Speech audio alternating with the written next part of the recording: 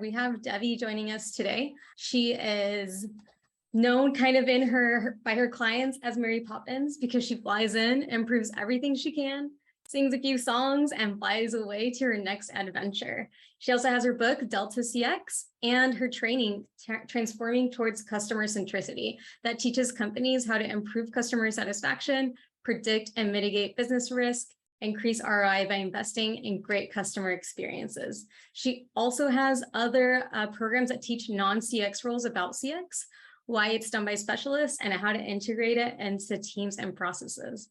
And some fun facts outside of the CX work, and sometimes during CX work, Debbie enjoys singing symphonic prog goth metal, which we'll have to ask you some questions about that because I'm not sure what that is. Opera and new wave. And you can also catch her on Delta CX YouTube channel. So welcome, Debbie. Yeah, thanks for that super introduction. I think the short version is I can do lots of things. Contact me if you think I can help.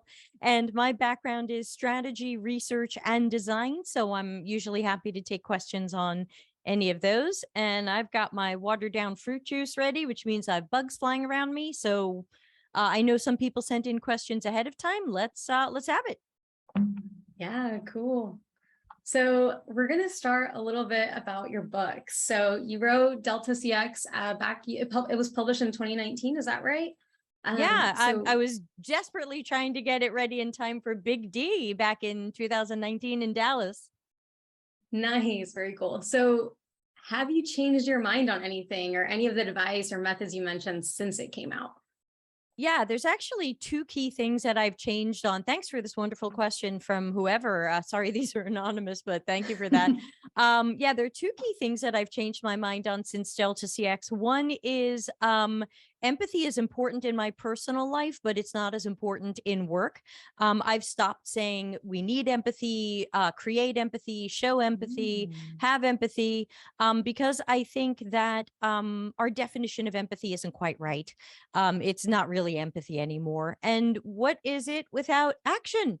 You know, we can say empathy all day long, but if we don't understand our users and we haven't done the proper research and then we don't take the right action for them, congrats on your empathy.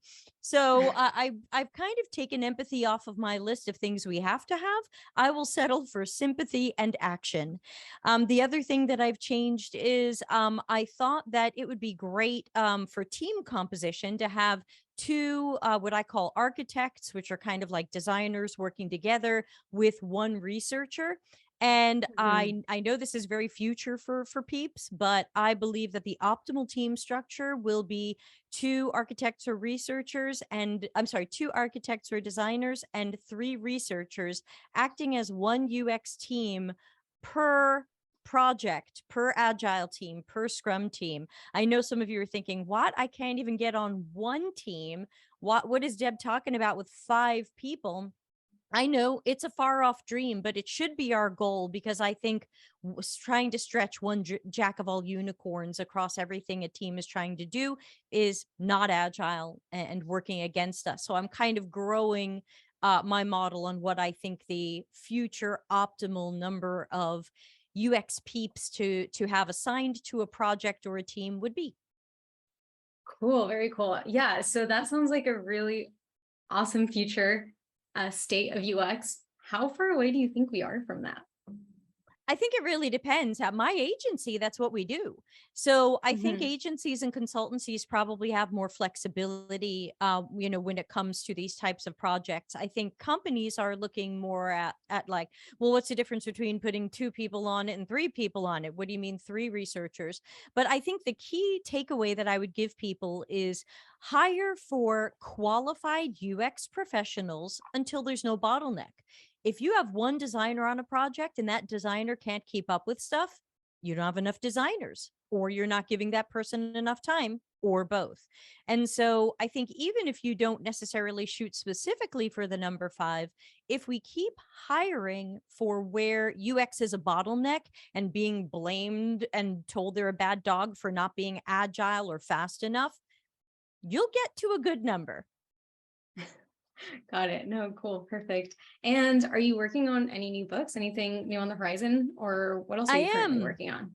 Yeah, I'm working on a book that's grown out of my Transforming Toward Customer Centricity workshop, though I will say the book has ended up somewhat different than the workshop. It just kind of evolved in a different direction. The editors are reading it now, including some people who are here, with great thanks to them. And I'm hoping it will be ready in November or December. So if you're not connected with me on LinkedIn, or you're not in our Slack or Discord or whatever, you know, keep an eye on my announcements later this year. There should be a new book. My life goal is to make it shorter than the last book. Perfect. Great. So talking about books, are you currently reading anything industry related that you want to share, or, any resources out there that you're like, hey, take a look at these? Yeah, I'm always deeply embarrassed by this question because I'm a lifelong reading hater, which is so funny because I do so much writing, but I actually don't. That is not my Slack, Jen. That's the Slack that you're secretly in that other people are not. My Slack, if you'd like to join my Slack, don't join the one that Jen is in. It's our secret behind the scenes Slack. I'm not letting you in. You can join the Slack quite simply at deltacx.link/join Slack. And you can join our Discord at deltacx.link, which is the URL shortener /Discord. Sorry about that. Don't join the secret Delta CX team. I don't think I'll let you in there. So yeah, I am not reading anything. Jen, I'll type the things in there. Sorry, I should have been clear about it. deltacx.link/join Slack and deltacx.link/Discord. There you go. Everybody's welcome. There's no membership fee. You'll go straight in. This is not a paid community. There's no walled garden. So there you go. But yeah, I'm not reading anything. I see some great books out there and I buy them on Kindle for whenever I'm going to be on an airplane next, but I haven't been reading stuff. So sorry. No, thank you. I think that's awesome that you are like, we'll say that. I think sometimes it's like scary, like in an interview and they're like, what are you currently reading? And you're like, literally nothing. My Am I own allowed book. to say that? Yeah.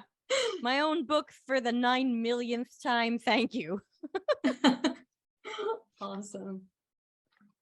So what about navigating all of these resources that exist for UX? There's just a ton to go through, and sometimes it's a little unclear, what has quality and what doesn't. So how do you tell that apart?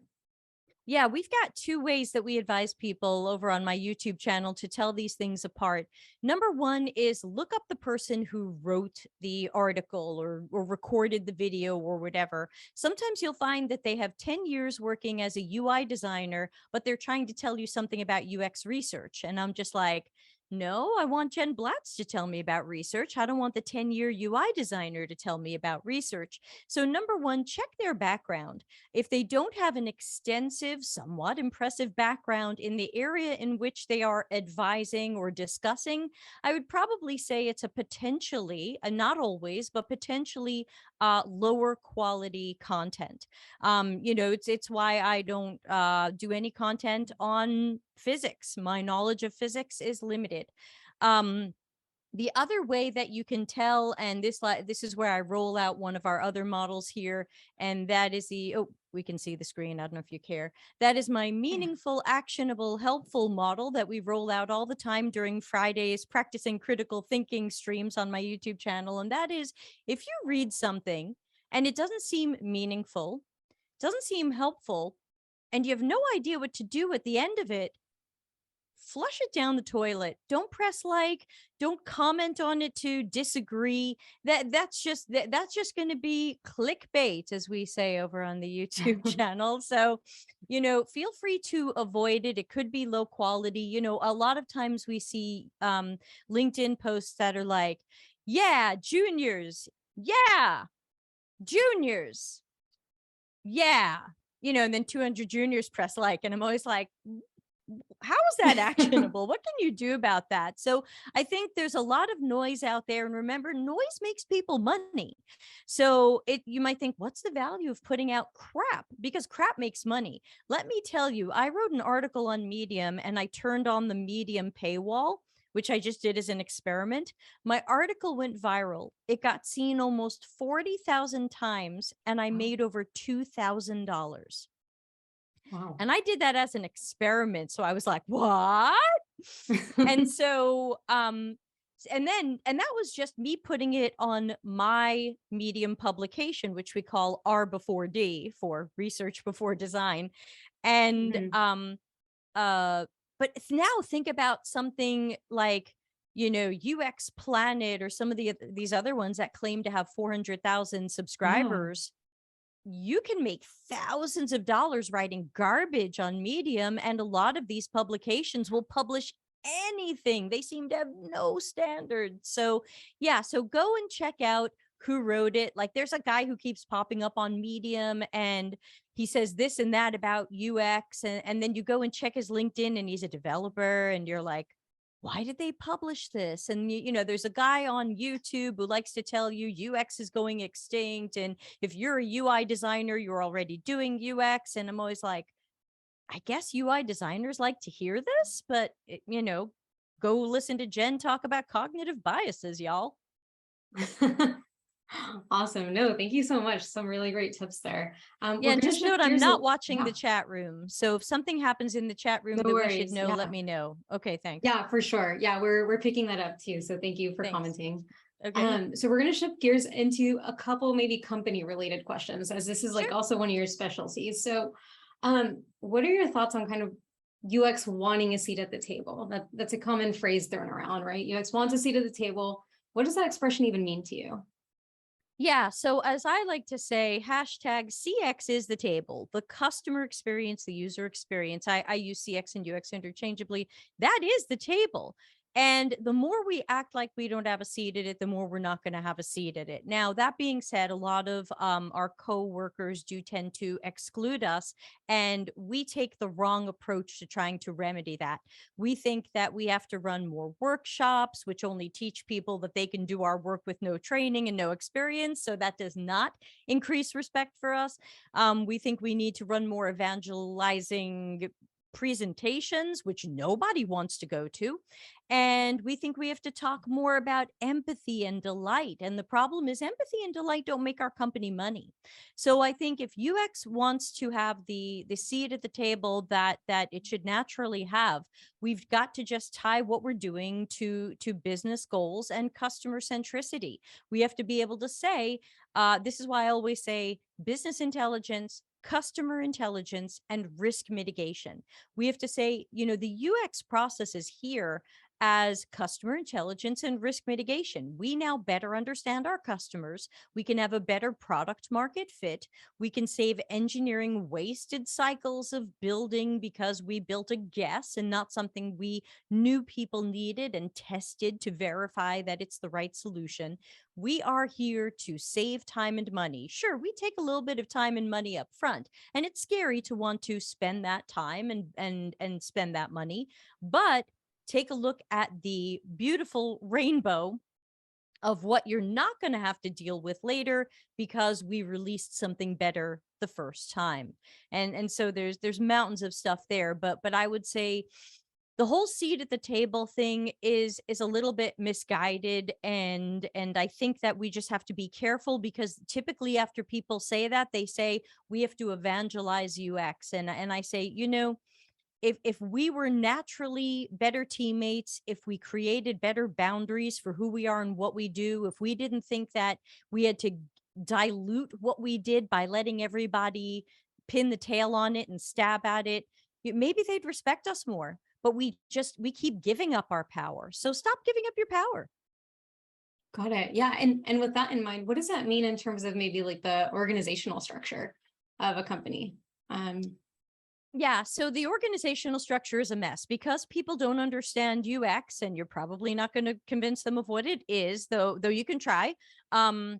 They're going to put UX all over the place. They're going to put it under marketing. They're going to put it under engineering, under product. Under product is not the worst place, but it's still not quite right. That's a section I have in the book that I'm writing. I've got a chapter called Designing the Organization. And I'm talking about how UX has to be its own branch in the org, that an okay plan B is to answer up to a chief product officer, but eventually we should have our own branch because we partner with everybody. It doesn't make sense for us to be under any one particular, it doesn't make sense to be just under product. We're also working with everybody else. So ultimately we have to be our own autonomous branch, which would also mean that they understand and respect what we do. So there's a lot of snakes eating tails here. And it, to me, this falls on our leaders. I don't know why our managers and leaders keep doing things that give up our power, give up our autonomy, dilute what we do, and then act like, oh, please go evangelize your job. Managers and leaders, it's up to you. Yeah. And any like tips for management to show that importance, maybe higher up on the dedication of a CX group?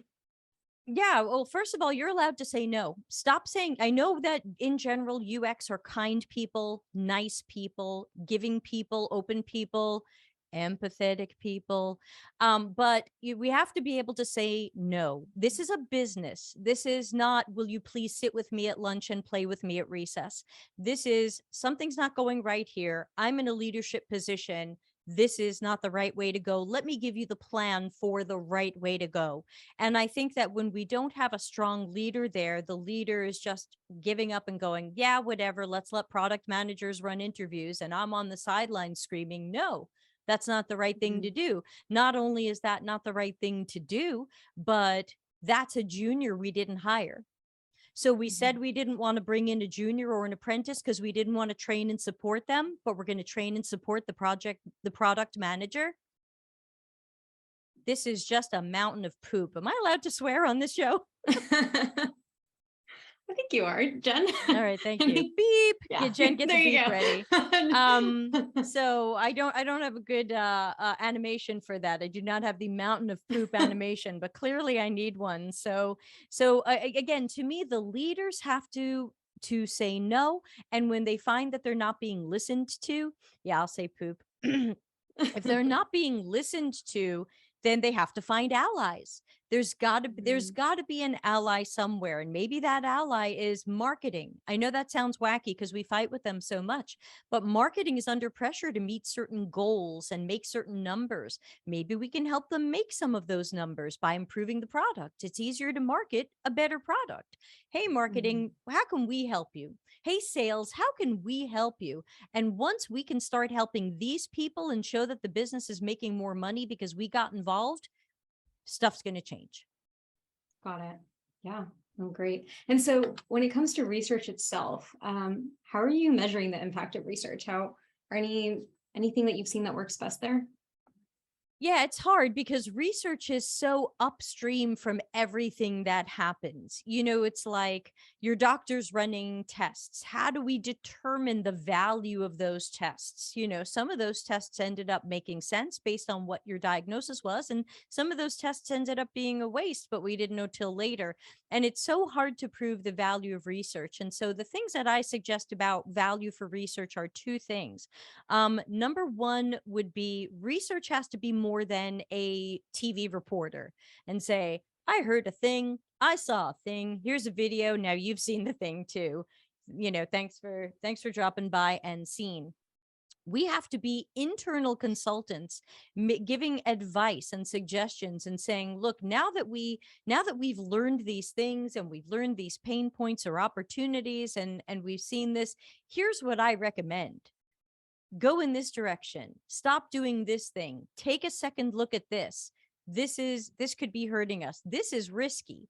And so number one, I think researchers have to not be afraid. They're not designing the product. They're not wireframing. They're not saying what the solution is, but they should act as internal consultants, at least giving some sort of advice. They have the most knowledge about the customers. They are the kings, queens, and everythings of customer intelligence. So give us some advice. Give us some actionable advice.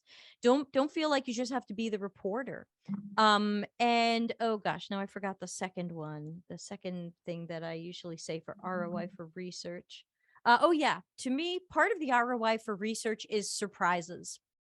I saw a portfolio the other day because people send me their portfolios all the time. And they were like, we think teachers need a portal. So we ran research and we learned teachers need a portal. And I was like, and so I think that research can really help show its value when we surprise people, when we answer their unanswered questions, when we surprise them that some of the things they thought they knew about customers was incorrect or outdated, when we give them new knowledge and deeper knowledge into people's tasks and behaviors. And I think that when we don't run the right research or enough of it or deep enough of it, we end up with very surface level findings that match what people already knew. And then they feel like, well, that wasn't that valuable. I kind of already knew that. So I always try to go deep enough where people go, oh, holy cats, we didn't know that. Oh, no, we could have really gone in the wrong direction if we didn't know that. Whew, research. Yeah. Yeah. And maybe could you elaborate? What does it mean to go down deep enough to where you're finding that? Like, what do you That's do going to then? mean, that's going to mean time, money, possibly head count, and methods. We can't survey everything.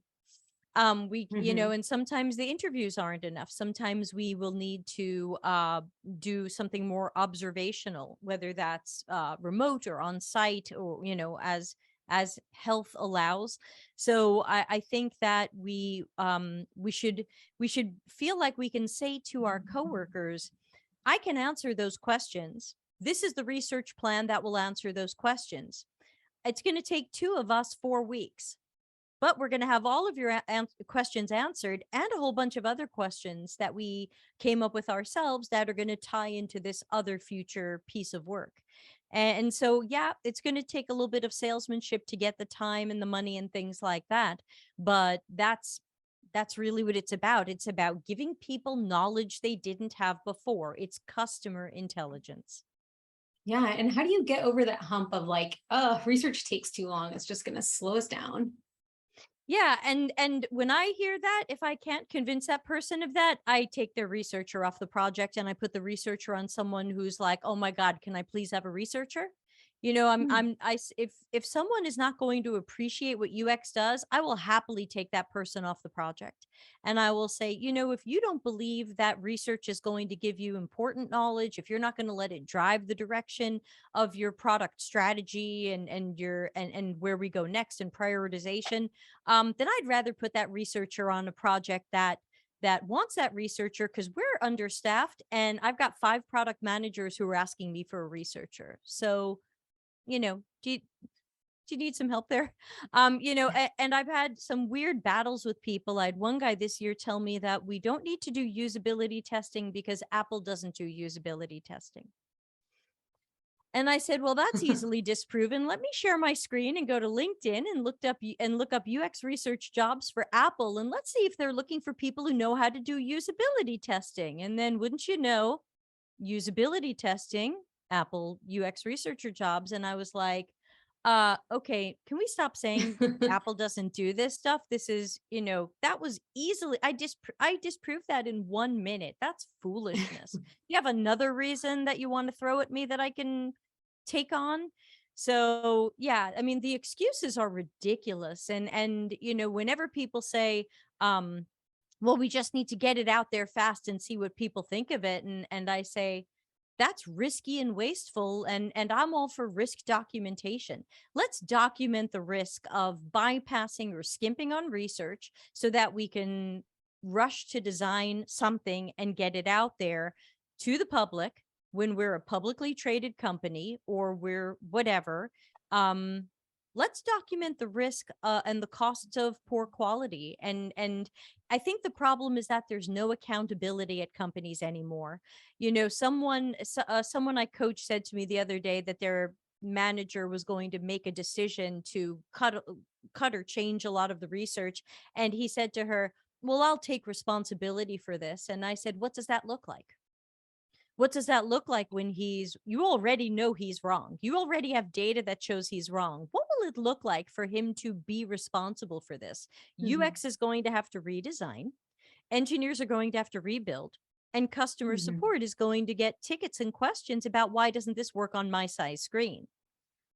What is being responsible for that look like? Can we document that? because I can't wait Right. for you to be held responsible for that. What does that look Perfect. like? And the problem is we don't hold anybody responsible for anything. Can I get some emojis? Has anybody seen anybody held responsible for anything? We need accountability with real grown-up teeth. Mm-hmm. Yeah, totally. See some emojis coming up here. Yeah. Yeah, thanks. No, 100%. Yeah. We're going to shift a little bit into, breaking into UX in general. So how can someone that has no prior UX experience enter the field? So I've got an answer to that, and then I have a sad answer to that. Everybody knows what's coming. So first of all, if you have no prior experience, then you're looking for an apprenticeship or you're looking for an internship. You're looking for a job that claims that it welcomes little or no experience and is going to train and coach and support you. Some companies have these programs like Google and HubSpot. Many companies don't have this program. And so that would be the way to go. You don't want to get your first job as a UX team of one at any size company, including a startup, because then you are super guessing and there's nobody else there in UX to check your work, guide you, teach you, tell you what you got wrong. So you think you want that job, but you don't. That is really the only way for no prior experience.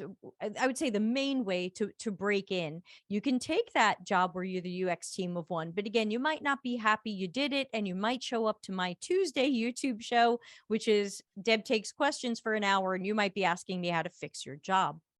So also if you head to YouTube and you write Delta CX 129, our episode 129 was with Julia DeBari, who talked about questions we should ask during interviews to make sure this is an environment we want to work in. And that's especially important for people who are new. They think, I'm new, I'm desperate, I just want to take anybody who's going to hire me. But many of them end up in bad jobs where they're not really doing UX work. They won't have something for their portfolio and they feel stuck. The other half of that answer, the sadder part, as if that were the happy part, is that there is almost no way into UX right now. And that again is the managers and leaders. The managers and leaders decided in 2017 that if you're a junior, you have to have at least 1 year of experience. Now, at the time they did that to try to keep boot campers out. They didn't want people who graduated boot camps to start in UX right away. They didn't want to deal with the boot campers. So they said, okay, if you're a junior, you have to have a year of experience. Well, that definitely closed the door on a lot of people. And now 5 years later, we have a shortage of seniors because we closed the door on juniors 5 years ago. Now, I've been yelling about this for 5 years. Now we see junior jobs want 2 years of experience. So what is that? We're not fixing our problem. We're making our problem worse. So I think the managers and leaders have to wake up and create real entry-level jobs and bring in people knowing that they're going to need some training and coaching and oversight. But the problem is people say to me, well, why should we invest in these newbies? They're probably going to get trained by us and then they're going to leave. And I always say, so it sucks to work there? Because if it's good to work there, they're going to stay. Yeah, you must know it sucks to work there. You must have a revolving door in the UX department because you have a shitty environment. And so poopy. And so fix your freaking culture, fix your ways of working. If you can't attract and retain UX people, it's not because they're disloyal people who want to take advantage of your training. I'm sure anybody who got that entry-level job would be grateful and excited to be loyal and dedicated. But if you put them in a crappy environment, they won't stay. Yeah, no, definitely. I think that really resonates for sure. And what about people transitioning from academia? A lot of times they're viewed as very junior or having very little experience, even though they've maybe been doing research for several years. What's an appropriate level for academia to be transitioning into UX research? Yeah, we just did a show on this on YouTube with Elena Talboy, who wrote a book about that. I think it was episode 156 off the top of my head. And basically, we talked about that transition. Now, I think she agreed that most people in academia will be starting out as a UX junior. Because while you do have some experience, you certainly have education. And while you might have some experience conducting the type of research that was done in your specialty, could be psychology, anthropology, sociology, something else. It doesn't mean that you've done UX research. And Mhm. excuse me. And so chances are, even somebody coming from academia could be starting out as a UX junior. Because remember, if a UX junior is mostly measured by how much previous UX work experience do you have, the answer might be zero. You might not have any previous UX work experience. You have other work experience, but you don't have UX work experience. And that's what employers are looking for. Now, some employers are giving people with masters and PhDs a bit of a chance because they do have some of that background and knowledge, but unfortunately, it's not a guarantee. Someone was messaging me on LinkedIn yesterday that she got a master's degree in UX. I don't remember when, but she said nobody from her graduating class has gotten a job yet. Got it. Got it. And what about boot camps? So if you maybe don't recommend boot camps or certificate programs, what do you recommend to learn and be ready for a job with UX? That's the problem, because to me, the main thing that's going to get you, if someone wrote, I love hiring PhDs. Yes, please hire them. The I think the boot camps are mostly garbage, and I think they're predatory. I think they mostly have information that is easily Googleable or YouTubeable, so that you could find for free. And in many cases, they're not even teaching a UX process. And so that's going to make it tough. So in general, I don't think boot camps are worth it. Now, the question is, what is? And I'm not finding anything right now that I'm comfortable recommending, because unfortunately, a lot of online courses are very surface level, or sometimes taught by people I wouldn't say are qualified. Um, yeah, it's been a giant money grab. It's been a cottage industry, but there's not a lot of quality out there. And so I've been trying to check out some people's courses. I haven't seen everybody's, of course, but even university degrees. I've seen university degrees that were wonderful master's degrees that I highly respected remove their user-centered design curriculum and human-centered design curriculum, and now teach people to just do design thinking and make everything short and fast. And I would say Don Norman's rolling in his grave, but he's still alive. So I think that unfortunately, I don't have anything I can recommend because it all looks like garbage. We teach a lot of stuff on my YouTube channel for free. We have a micro lessons playlist, and all of our ad revenue is donated to charity. So the YouTube channel is not monetized to take money from you. We take it from YouTube and we give it to charities. Cool. Awesome. And what about companies that have like their own UX certifications? Like Google, I think, is one of the ones, right? That's come out pretty recently. Yeah, the Google course seems to be mostly garbage. And so we did a show about that as well. We had a few people who took parts of it talk about it. The best was really Madalena, who when she had to turn in an assignment, she would write like one sentence on a page, and because it's all peer reviewed, she passed.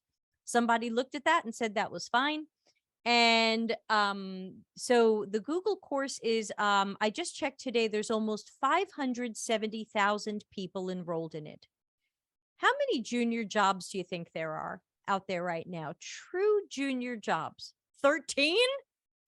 And there's 570,000 people enrolled in it. So not only is it, thanks Chiwat, friend of the show, not only is it weak education, education in air quotes, but you're certainly not going to stand out. And I've seen a bunch of portfolios from people who've only taken the Google UX course, and I can tell that their level of knowledge is quite low. I don't have my phases of proficiency triangle handy because I had to rebuild my panel here, but I can tell that those people are not job ready. They think that research is talking to three friends. They make a persona based on themselves or their friends, and they don't really understand anything about UX foundational principles or design, but they've made a website that sells cupcakes. So basically, you've done web design. No users were harmed in the making of this cupcake website. So I would say to people, please be careful. Sonia says, read books and have mentors. That's not a bad option right now. Mentors and coaches are a great way to go. I think if people want to practice on fake projects, you can, but a lot of people practice on fake projects alone. That means nobody is there to say, hey, that first step you took, that research plan wasn't quite right. Let's talk about it. Let's redo it. And I get portfolios from people who are in college or university courses, and like the very first step of the first thing they did is kind of a mess. And I'm like, where was your instructor to tell you that this was a poor research plan or a problematic research plan? So if a course is not going to give you mentoring and coaching at every step of the way, I don't know what you're paying for, because everything else seems to be YouTubeable. Got it. So, okay, let's say someone who has done a boot camp or a certificate, what's a good next step for them? Okay, so this is my controversial answer to that, and that is figure out if UX is your calling. Is UX running through your blood? Is UX in your heart? For some people, yes. For probably 560,000 people, no.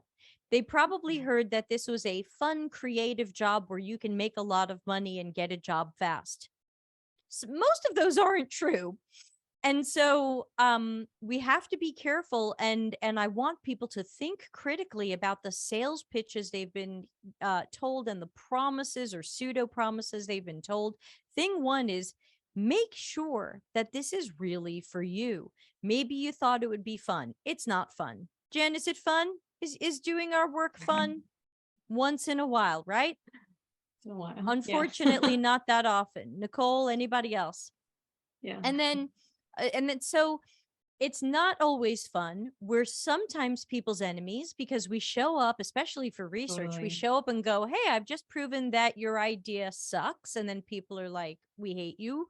And so yeah, Sharon says getting results is fun, especially when everyone hates you for them. So it's not fun. We don't always get the chance to be creative. Sometimes we're just told what to do. I worked at Macy's for 2 years, some years ago, can't speak to Macy's now. And I didn't get to invent a damn thing because I was always told by the product manager what to make. And so that wasn't fun. I made good money. I met nice people. I have some fond memories, but I got to put nothing in my portfolio after 2 years of work. So I just think take some time for self-reflection. Is this burning in my heart? Is this what I need to do? If not, don't be afraid to walk away from UX, even if you spend some time and money on it, because you'll be happier if you find the thing you are meant to do. I thought for my first 20 years I was going to be a genetic researcher, and I planned everything in my life around that.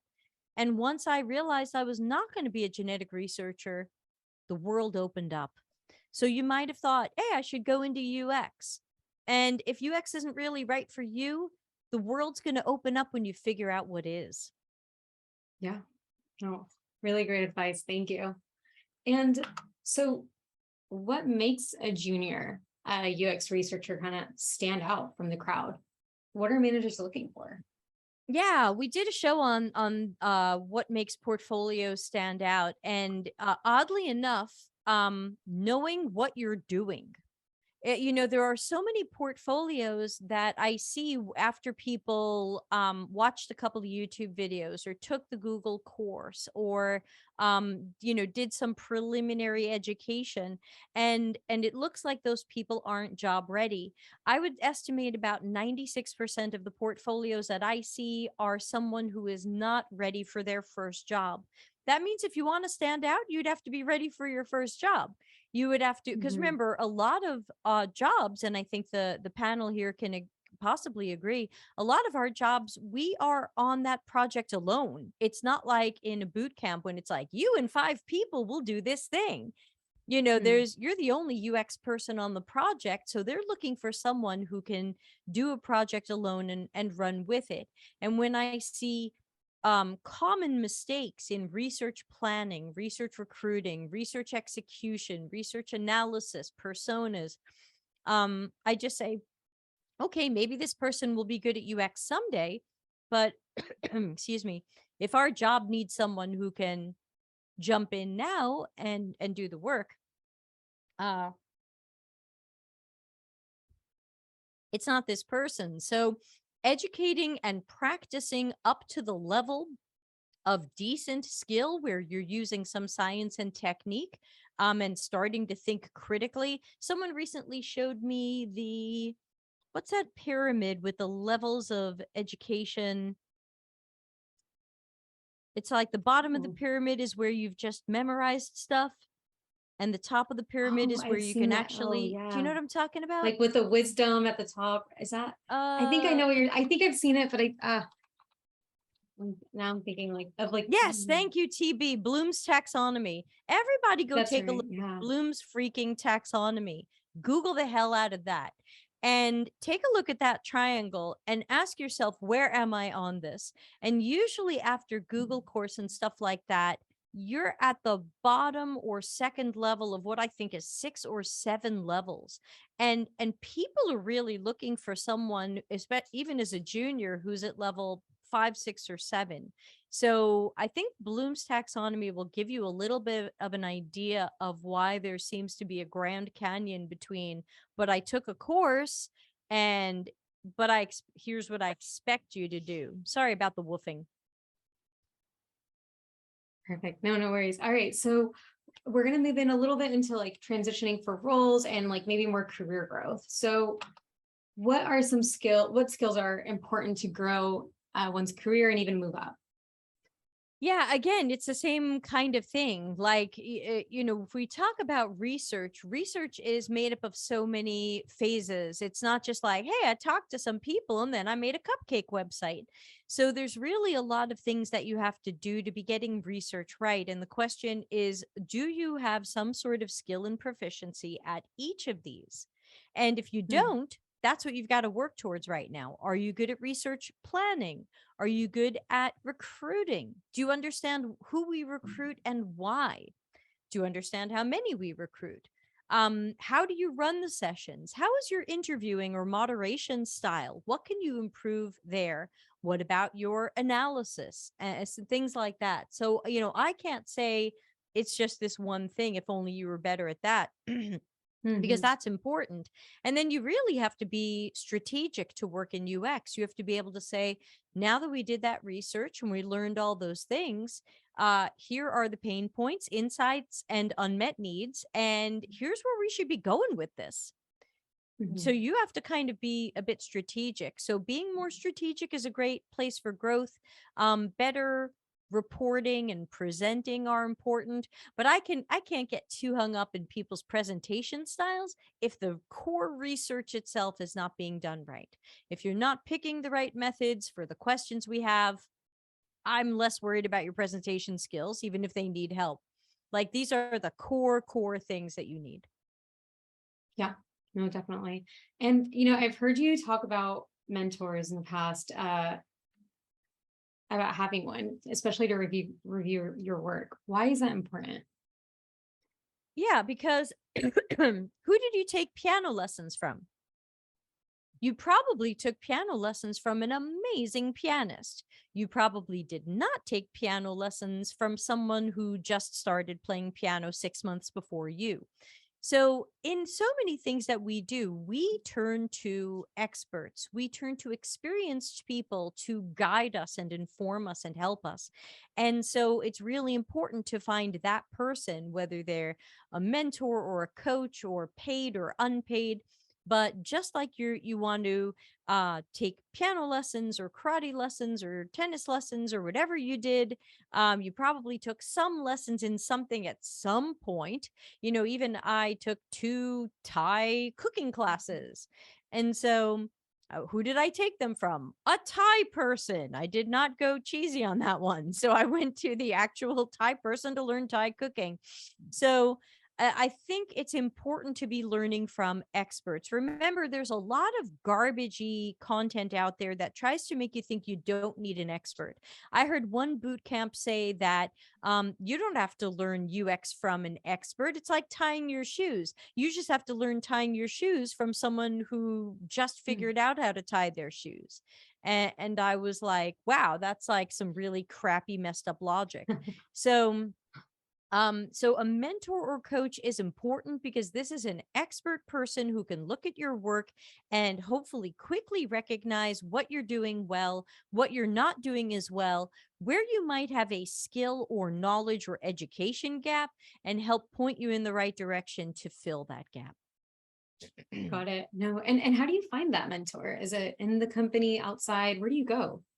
Well, look, if you have them in the company, then you're golden. That's an amazing job right there. Keep it unless it's abusive. For outside of the job, it's usually contacting people you like or admire. Maybe you love Jen and you want to know if Jen does any mentoring or coaching. Jen might say, "No, I don't," or "Sorry, no time," or "Yes, but I charge," or whatever rules Jen has made up about herself.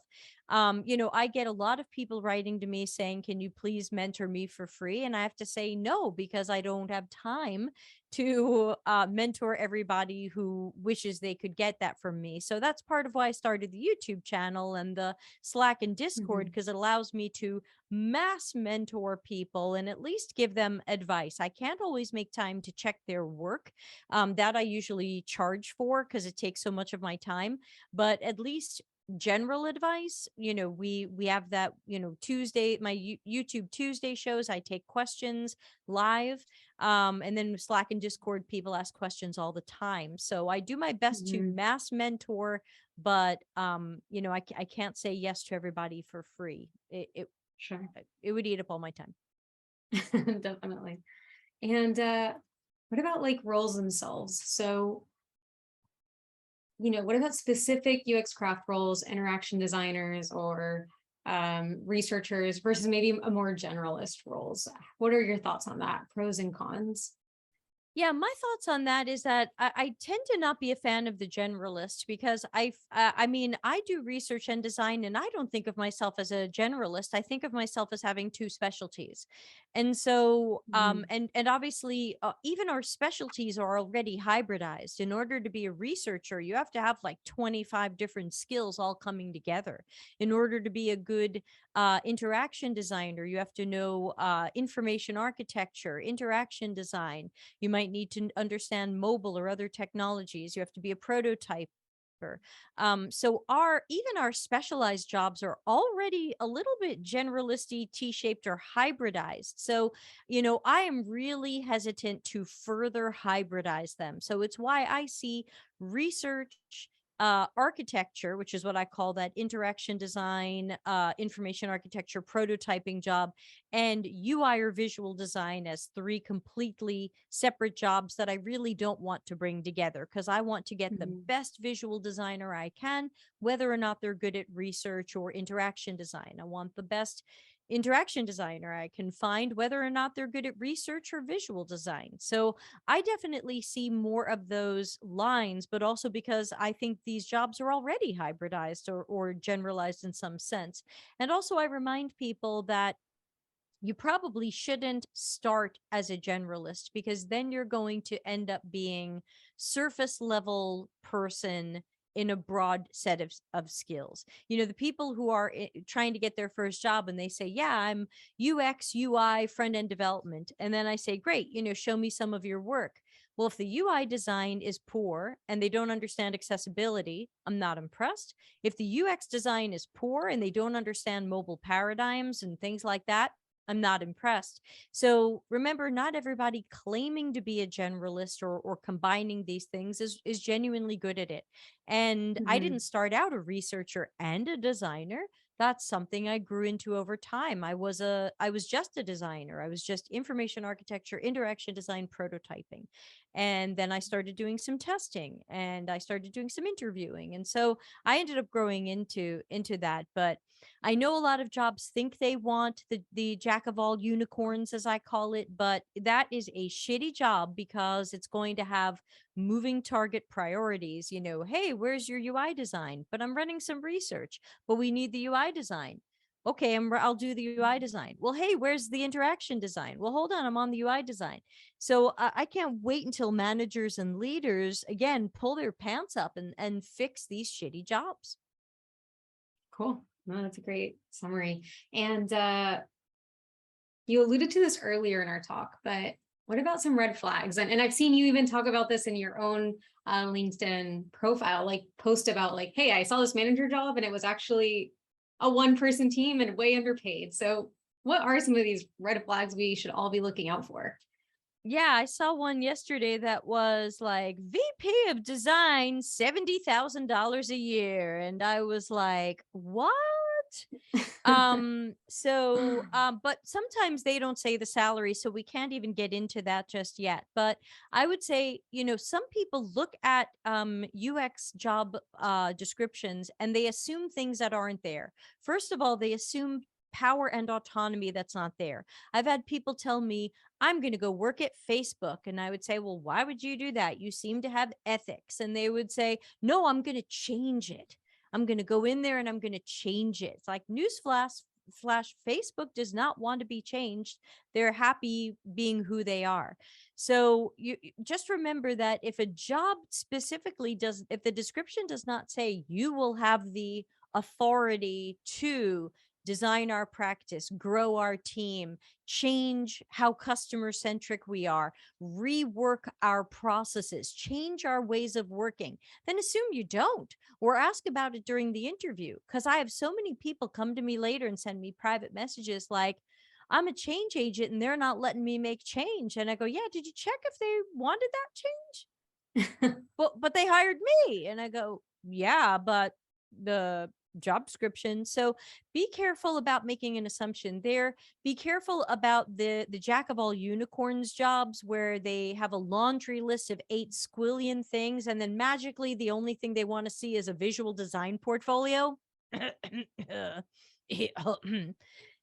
So be careful of that kind of stuff. You know, when I see that now also I'm not a fan of design challenges for the things that I mean for where my strengths really lie. You can't see that in a design challenge. You can't see Mhm. what I can do with research in a challenge. You can't see what I can do with strategy in a challenge. So I really hate these challenges, and I can't wait until we get rid of them.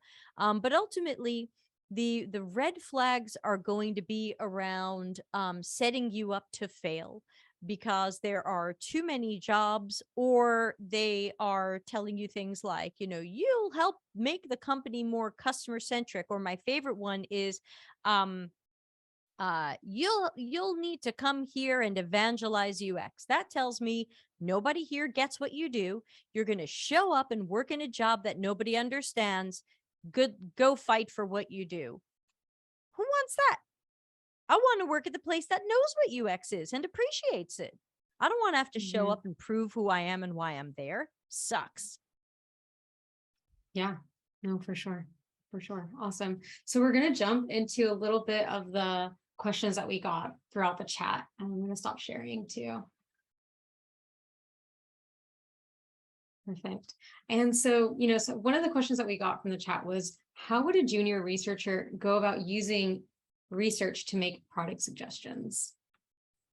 Yeah, so anybody can use research to make suggestions. And so let's see if I can think of an example. So, okay, so we did a project, I guess it was last year, for an e-commerce website, and we said to people, you have $1,000, you need 125 of these, go. And we let them start anywhere. So some of them went to Google, some of them went to their favorite site to do this, some of them went to multiple sites because they went through lots of Google search results, some of them went to our client site, some of them didn't.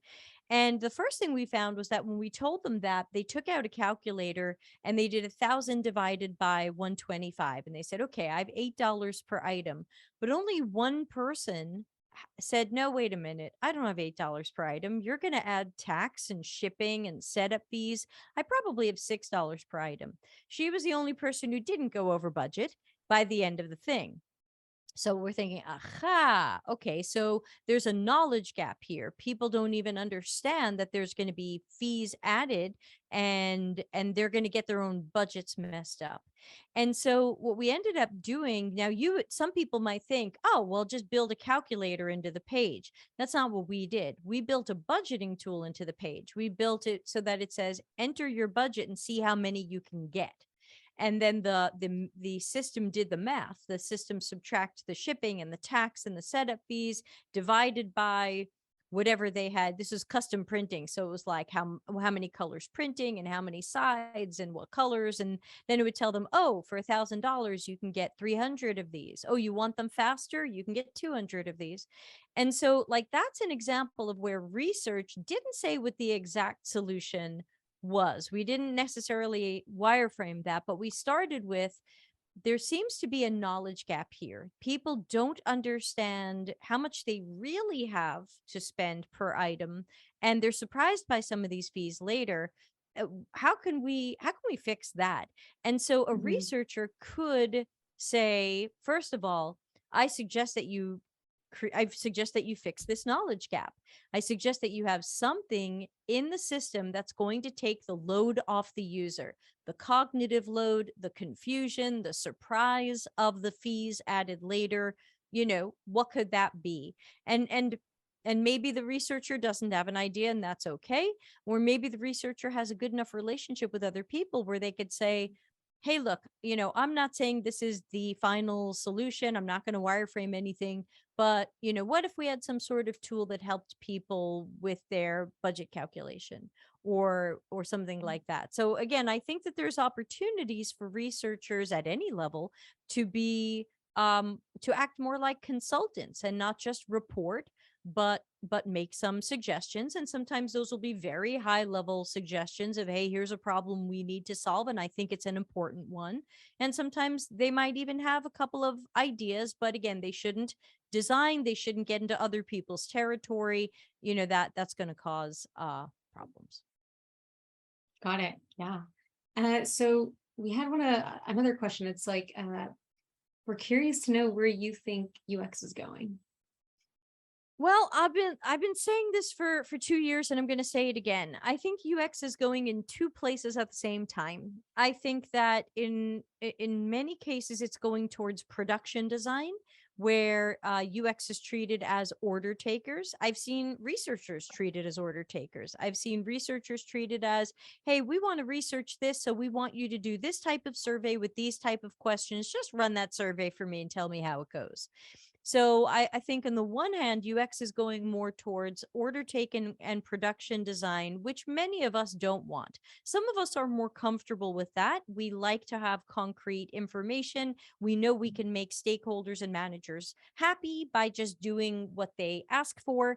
But many of us want to be problem finders and problem solvers. That's a whole different job. That doesn't look anything like the order taker job. And I think there are still jobs that are allowing us to be problem finders and problem solvers, but I would estimate that maybe 10% of jobs, and that's just a number I've made up, I have no evidence. I would say maybe 10% of jobs let us truly be problem finders and problem solvers instead of order takers. Just wireframe the product manager's idea, or researchers just run the research that I tell you to run. And I think it's going in two directions at the same time. And I think where it goes next is up to our managers and leaders. If our managers and leaders keep selling us out, then I don't know what to tell you. It's going to go more towards order taking, or it's going to go towards dilution, because now everybody's saying democratize, but democratize is the wrong word, because Jen, it's positively framed for something that almost none of us want. So it's I'm calling it dilution. So I think we have to be careful, because we could definitely make ourselves go extinct if we keep treating UX like it's easy to learn and easy to do. Just do a workshop. Everybody's a design thinker. I think these are all things that can put us out of business. Got it. Yeah. And what about stakeholders who, reject research despite the data because they want to go with their gut, or, whatever thing might be happening in their head? Which only happens because we have no accountability. If we had accountability, if we were documenting risk, if that person got in trouble later, if somebody said, wow, we did 3 of the stakeholders' ideas last year and they all tanked and they lost us money, maybe next time the stakeholders' idea doesn't become a top priority. We are not tracking these things. We are not looking at the cost of poor quality, which is Googleable. It's a Lean Six Sigma thing. We are sweeping all this stuff under the rug, and then we just cycle around and do it again. So I think this goes back to accountability. We can make a stakeholder happy, but did we make any customers happy? I can't get too wrapped up in making a stakeholder happy when my job goes away if we stop making customers happy. Definitely. And what about your experience in working with research ops? Research ops from the perspective that I've heard 2 definitions of research ops, so we have to clean this one up. There's research ops the way there's design ops, as in this is the strategic approach that a research department will take. And I've heard research ops from the perspective of this is usually a more junior person who's going to do some of the stuff the researchers don't want to do, like a lot of the recruiting. So which is it? Maybe we can start with the junior one and jump over to the other one as well. Yeah. So ultimately, I think it's they're both important. Research should be strategic. We should be planning our research, strategizing our research, road mapping our research, looking at both generative and evaluative. Yes, to that. What was the original question? Yeah, experience in working with research ops. Maybe it is with people taking over these tasks researchers don't want to do, or maybe it's working with a team that strategizes on.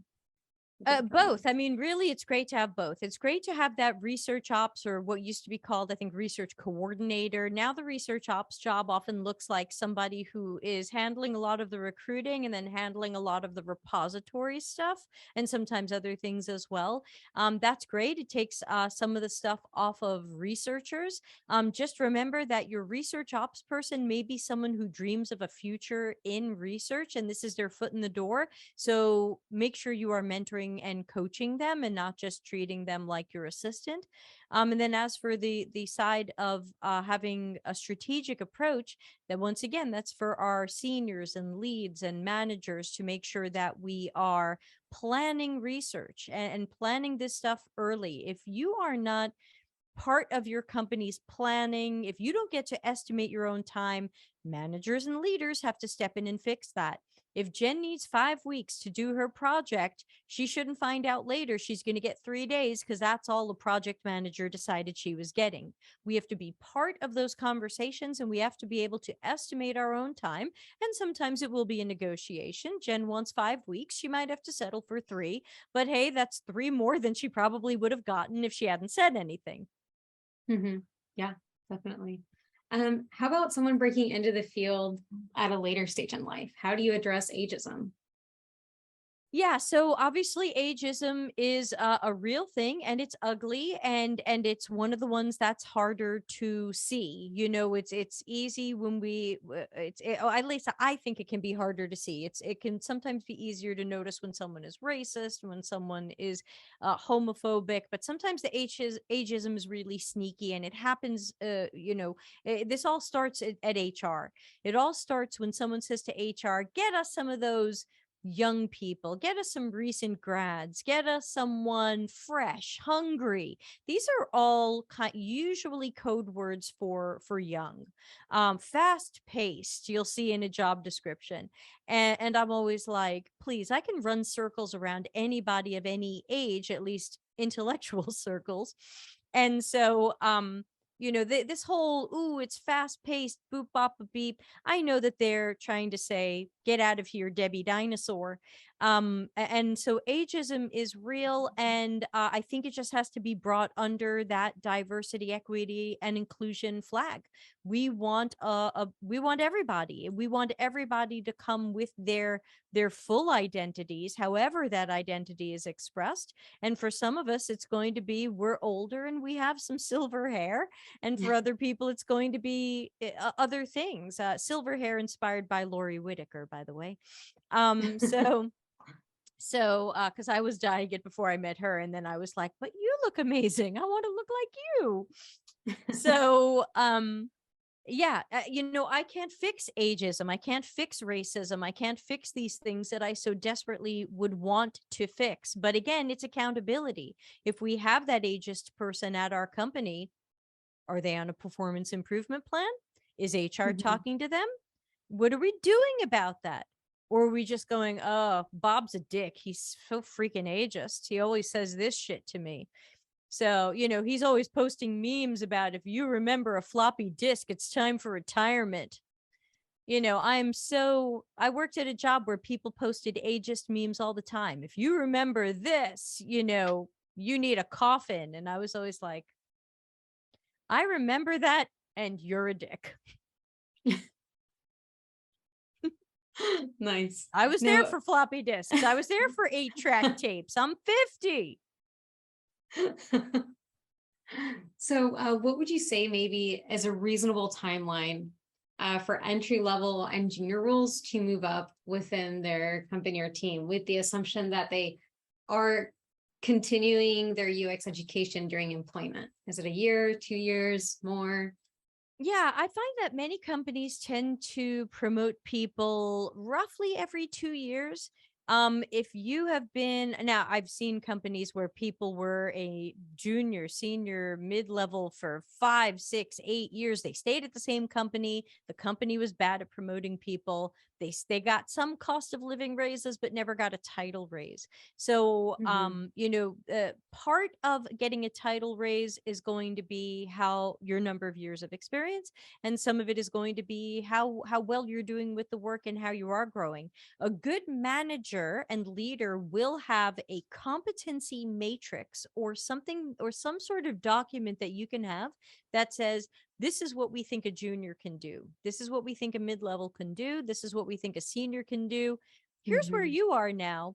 Here's where you're going. Here's how we help you get there. If your manager's not doing that, or of course, if you have a manager outside of UX, then but that's something that should be in place. So again, managers and leaders, get it together. Definitely. And what about, voluntary work experience? We haven't talked too much about that. Does that help maybe in finding that first job? What are your thoughts? I'm one of those people who is like 97% against these volunteering jobs, because a number of people in my community are involved in them, and they sound like freaking disasters and nightmares. It sounds like you're told that you're going to go into this volunteering job or hack thing or whatever, and there's no lead. There's no senior. There's no UX expert to guide you. It's a bunch of people looking at each other like, what do we do now? And it's completely disorganized. And in many cases, it turns out to not even be a UX project. Sometimes it's redesign our marketing email. That doesn't go in your portfolio. And so these are things that you're allowed to be picky. You're allowed to say no. You're allowed to say, I've heard shit about this group. My time is not worth it. I'm going to do something else. So I would say be careful of these volunteering experiences. Many of them are not really UX work. I heard someone who, I won't say who or where they are, but someone I know who's doing one of them said they're now part of the research team working on this project. The previous volunteer research team did 3 design sprints. And I said, that's not research. Sure. Yeah, So definitely. what is that? So feel free to be picky about these opportunities and say no. And I saw in the chat, what about freelancing to get experience? Who wants the freelancer who doesn't know what they're doing? I'm saying that in a callous, unfriendly way. And I apologize because I'm not against you. But usually a freelancer is somebody who has enough years of experience to come in and be that pinch hitter, to hit the ground running, to not need training and support and coaching. People used to bring, when I lived in San Francisco, I joked that I was freelancer and contractor to the stars because whenever shit hit a fan at a company, my phone would ring because that's how I got Mary Poppins. I didn't make that up. I'm not that good at marketing. People were calling me that. My clients called me that, and separate people who didn't know each other. I would come in, fix people's crap, and I'd be leaving, and they would go, bye, Mary Poppins.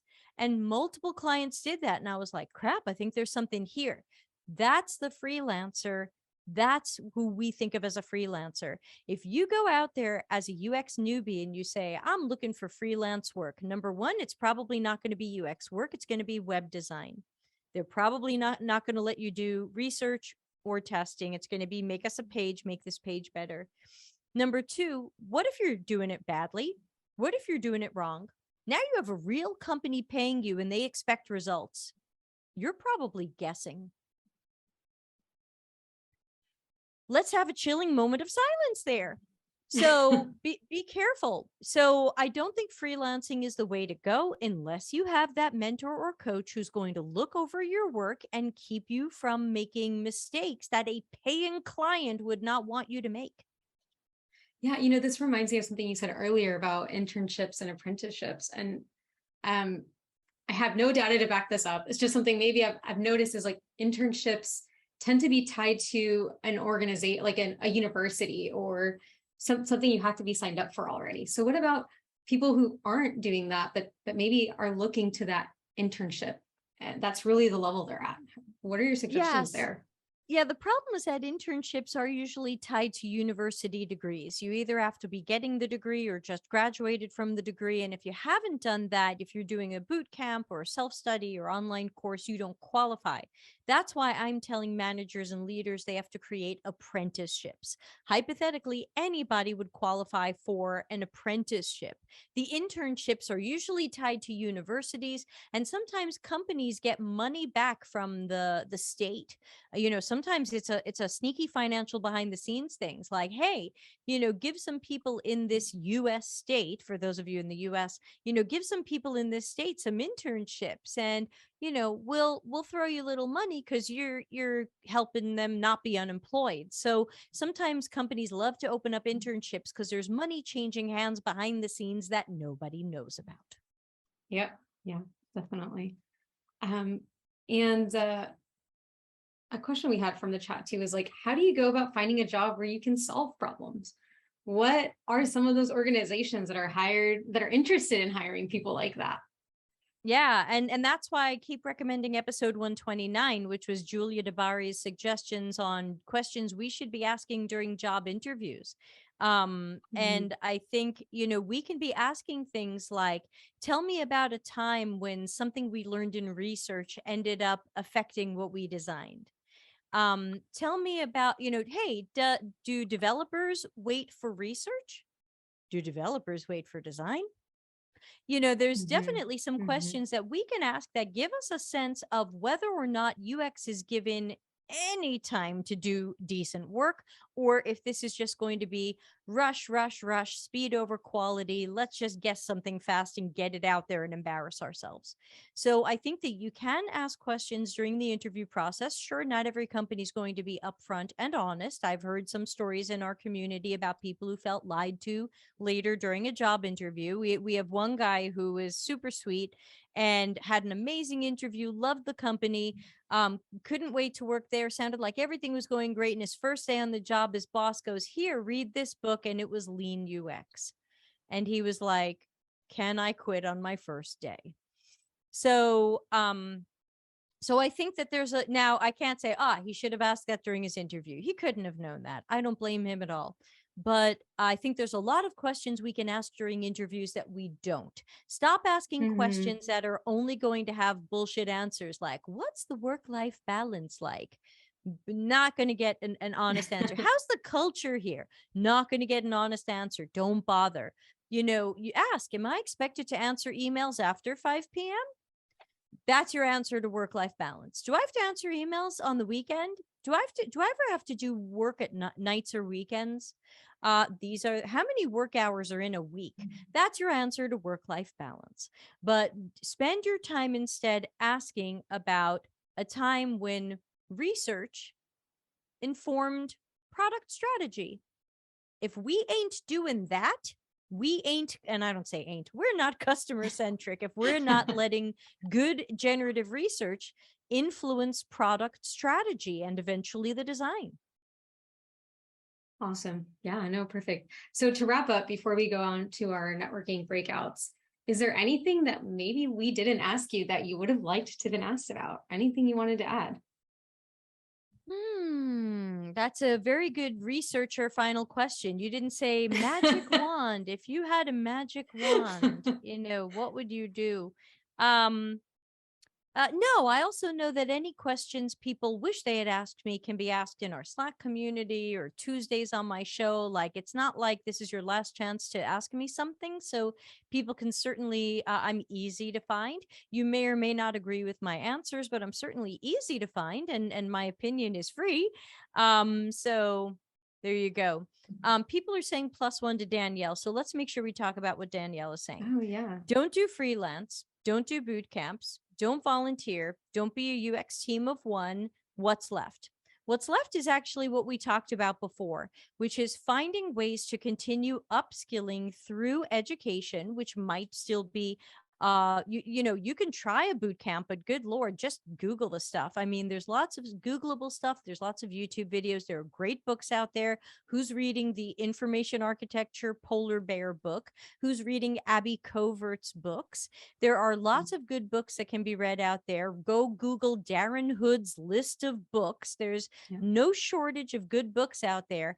And then get yourself a practice project with a mentor or coach, just like you would have a piano teacher tell you if your piano playing is good or getting better, or if you're making mistakes. You need a mentor or coach to oversee your work. If a boot camp actually offered that, that would be great. If these volunteer hacky hacks actually offered that, that would be great.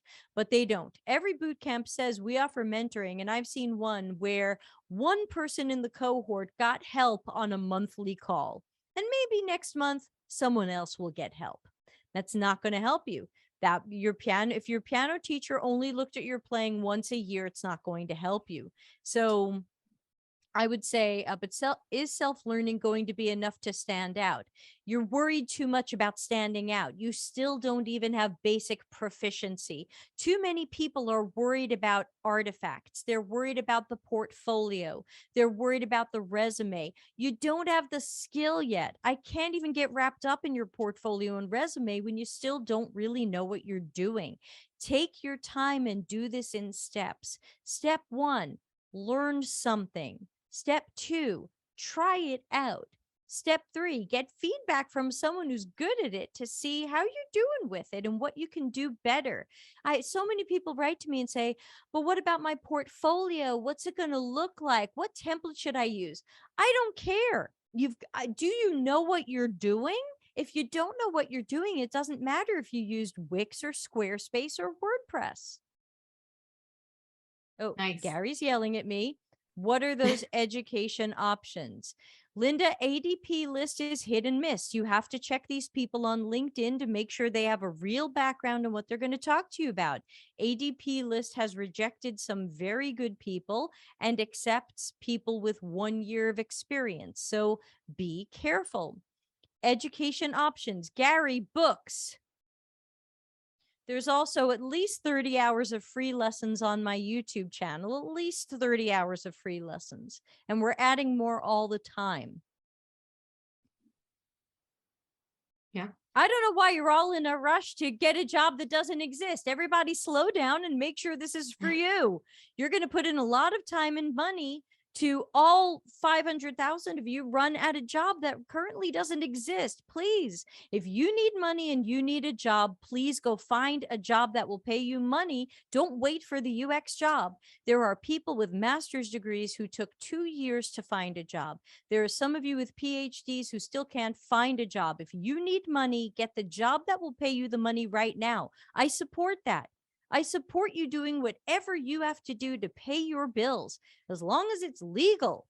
Do whatever you have to do to pay your bills and make money. If you stop acting like, but where's my fucking UX job? I need it tomorrow. I get it, but that's not how this works. The UX leaders out there and the people they're influenced by closed the door in 2017. Yes, I'm grumpy and mad now because y'all are acting like, where is my job? And then you get mad at the people on LinkedIn who say you sound entitled. And I'm not saying you are entitled, but I'm saying the job is hard to get. The jobs are hard to find. They're hard to get. We're looking for people who really know what they're doing. And the education was designed to sell you a false promise. Yeah. Yes, Awesome. reading books doesn't give you 2 years of experience. That's why you read the book and you try the work and you practice. At what age, how long do you have to study piano before you compete in a competition, before you're good enough to be in the competition or win the competition? I mean, if you don't want to read the books, don't read the books. Y'all can keep sending me your portfolios and I will keep sending you back depressing videos telling you why I wouldn't interview you, full of red flags. Some of you hate me for it. And I don't know what else to tell you. You don't want to read the books. You don't want to do the work. You don't want to find the person who can help you. You don't want to pay the person who can help you. I'm always amazed at the people who will pay $8,000 to a boot camp and won't pay somebody $100 an hour to look at their work and personally help them one-on-one as a coach. But you'll pay $8,000 to a boot camp that taught you totally Googleable stuff and lied to you? Katie says, as a former pianist, Debbie's metaphor is right. Yeah, I am known for the tough love. I'm sorry about this and sorry to cut into some of the networking time, but we have to talk about this because there's so many people on LinkedIn and other places going, where's my mofo job? And I went to the boot camp. Where's my mofo job? And it's like, that's not how this works. I took physics with calculus. I didn't get a job. I took the GREs. I didn't get into grad school in 1993. Like, not everything we do leads immediately to the place where we're trying to go. I wanted to work in the music business. I had to start by making coffee and cleaning bathrooms. Remember that? And so I think that we forgot that careers that we want take time to find our way into them. We fell for the boot camp and other promises that said, oh, there's more jobs than people. There aren't. And especially not if you look at the Google UX course, 568,000 people are enrolled in the Google UX course. There are not more jobs than people. I'm sorry about this. I want to help all of you. I want to see those of you with UX in your hearts getting jobs. I'm pressuring every leader I know to open UX jobs and stop letting product managers do the work. I write Medium articles all the time, naming names and pointing at people Jen Blatz wouldn't want me to mention, and pointing at the people who I think are the source of your problem. Because I know who the source of your problem is. And I can't fix it until people stop falling for that lie and people stop falling for the snake oil being sold. It takes time to get into every career. Everybody we thought was an overnight success took a long time. The musicians we admire, the ones we thought were overnight successes, they were a wedding singer for 3 years. They played crappy gigs. They played guitar in a yoga studio. There's always some story that you don't know. I'm not an overnight success. Nobody here is. We worked years to get where we are. When I first started applying for UX jobs, all I had was consulting work. And every recruiter literally said to me, "You're nobody." This was 2010. "You're nobody. You're nothing." And I said, what are you talking about? I have 15 years of consulting work and great success stories to show you. And they said, "Yeah, but you haven't worked for Google. You haven't worked for TiVo." Who remembers TiVo? "You haven't worked for Yahoo. You're nobody. And your website is weird. Change your website so it looks like everybody else's." I made my website look like an annotated wireframe in 2010, and I thought that was pretty clever. And I had to wait to get my chance, my break. And I tell every manager and leader, pay it forward. You needed a chance at one point. You needed a break at one point. Why are you closing the door to those people and training product managers who don't even want a UX career? It's not even their job. They're not even in our department. Yeah. I really want to see that annotated website of the wireframes. Sorry, It's in I held on to that archive.org. piece. I think you can find it in the way. Does everybody know the Wayback Machine at archive.org? I think if you go to archive.org, it was under one of my old brand names. I've gone through about 5 brand names. Delta CX is the current one. I think my brand name at the time, because my corporate name is Brass Flowers Incorporated. I named my company when I rebuilt my company in 2009. I reincorporated as Brass Flowers. My 2 grandmothers had flower names and brass balls, and so I named it in honor and memory of them. And I think if you go to archive.org and you look up brassflowers.com from 2009 or 2010, the page looked like a wireframe, and I had sticky notes on the side pretending people were giving notes on changes to the wireframe. I thought Very that cool. was fantastic. And I thought that I will do that after our chat today. I thought that was like living out what I do. But remember, I'm a shitty designer. I'm not an artist. You know, I always joke, like, you know how shitty I am when you see my book covers. So yes, this time I'm going to hire someone to do the next one, because my artist friends are complaining. But look, all I can tell you is this all takes time. All of it takes time. When I think about everybody I admired, you know, like, I'm a big fan of a band named Ayreon, Ayreon. And the guy behind that band is Arjen Lucassen in Dutch symphonic prog goth metal, everybody. We finally made it back there. And there's an amazing story you can read about him in Wikipedia, where he decided to break out and do his own solo album, and no record company wanted him. Everybody thought his idea was ridiculous, and he was going to do this big concept album about time travelers and the end of the world and whatever. And he got a little bit of money from his dad, and he went for it. And he even spent some of that money hiring some famous people to come and sing on the album and stuff. And it exploded. And he's had like almost nothing but success ever since. But he had to struggle first. And I saw some of the stuff he did before that. It was the cheesiest thing ever.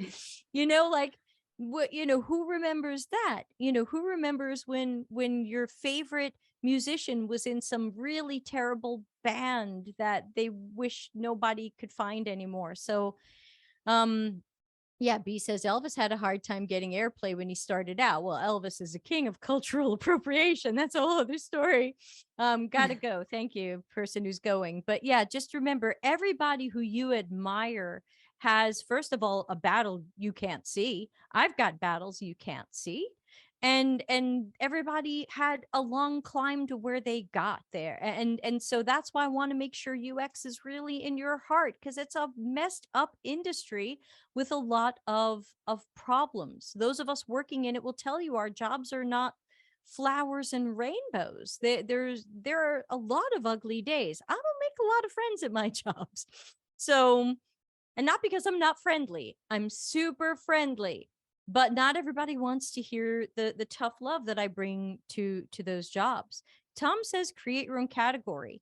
I think it, we are the category. This is what UX is supposed to be. UX is supposed to be the change agent. It's supposed to be the tough love. It's supposed to be who I think I am. I think that's what it's supposed to be. And I think there's many of you watching who say, I am Debbie, or I want to be Debbie, or I hate Debbie. I don't want to be anything like her. That's fine. I get that too. But some of you are going to be like, no, that's who I am. Why I want to say that at my job. And we're not empowered. Our jobs aren't empowering us. So, there will be multiple roads to get jobs, but right now a lot of those roads are closed, and we just have to keep pressuring managers and leaders to stop giving our work to whoever wants to try making a persona. That's the bottom line. As soon as we stop letting anybody do our work, then companies have to hire people who do the work. That's it. We have to stop democratization and dilution. That's it, because that's where your jobs went. Yeah, totally. Awesome. Thank you, Debbie, so much. Very inspiring. If you don't mind, I would like to share the screen of your brass flowers. I found it. Oh, that's great. And so there it is. There it is. The annotations, there they are. Yeah. No, this is very cool. Thank you. Thank you for even sharing this and telling us kind of where you started from. That's always really, really nice to hear as well. So yeah. Oh wait, put that back. I miss it. Oh yeah. Oh yeah. Hold on, put that back. That wasn't so bad, right, everybody? So yeah, the guy I was dating at the time wrote the "Can I get the revisions tomorrow" sticky note so that it would be in another handwriting, because the other ones are my handwriting. Great prototype. Now let's get the design and personality work done. Sure. Yeah, and I had testimonials. Look at back when UI UX meant something. Isn't that sweet? So that's 2011. Isn't that super fun? And check out my little annotated wireframe. I thought that was a great website, and the recruiters told me, no, you're too weird. No, thanks, really Maggie. nice. Thank you. No, thank you, Debbie. You're welcome to stay for the breakouts if you'd like. Yeah, thanks. We are going to start with those. Be there first time, and maybe not quite sure what we mean by happy hour. I'll just kind of clarify. It's kind of evolved into this thing at the end, which is we just all kind of hang out and people raise their hand and ask questions, and anybody can answer for the whole group. I don't know why it's happy hour. You might or might not have a cocktail at this point. It's not required to participate in the happy hour, but it's just raise your hand and ask of the whole group, and anyone can provide an insight. Yeah, definitely. Yeah, cool. So it looks like more comments about staying here. So let's do that. Anybody have a question they want to bring up? Feel free to raise your hand and we can go from there.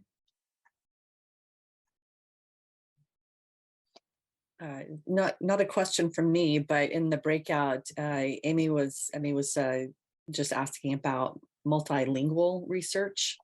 And so I thought that's a great question for the group actually to answer. And she was just wondering if anybody has experience doing UX research where, in multiple languages, basically. Yeah, that's a really good question. I actually do have a lot of experience. Not a lot. I did that for about 3 years at my previous role. We would work with we had counterparts in all the teams that were kind of our main stakeholders in each country. It was in banking specifically.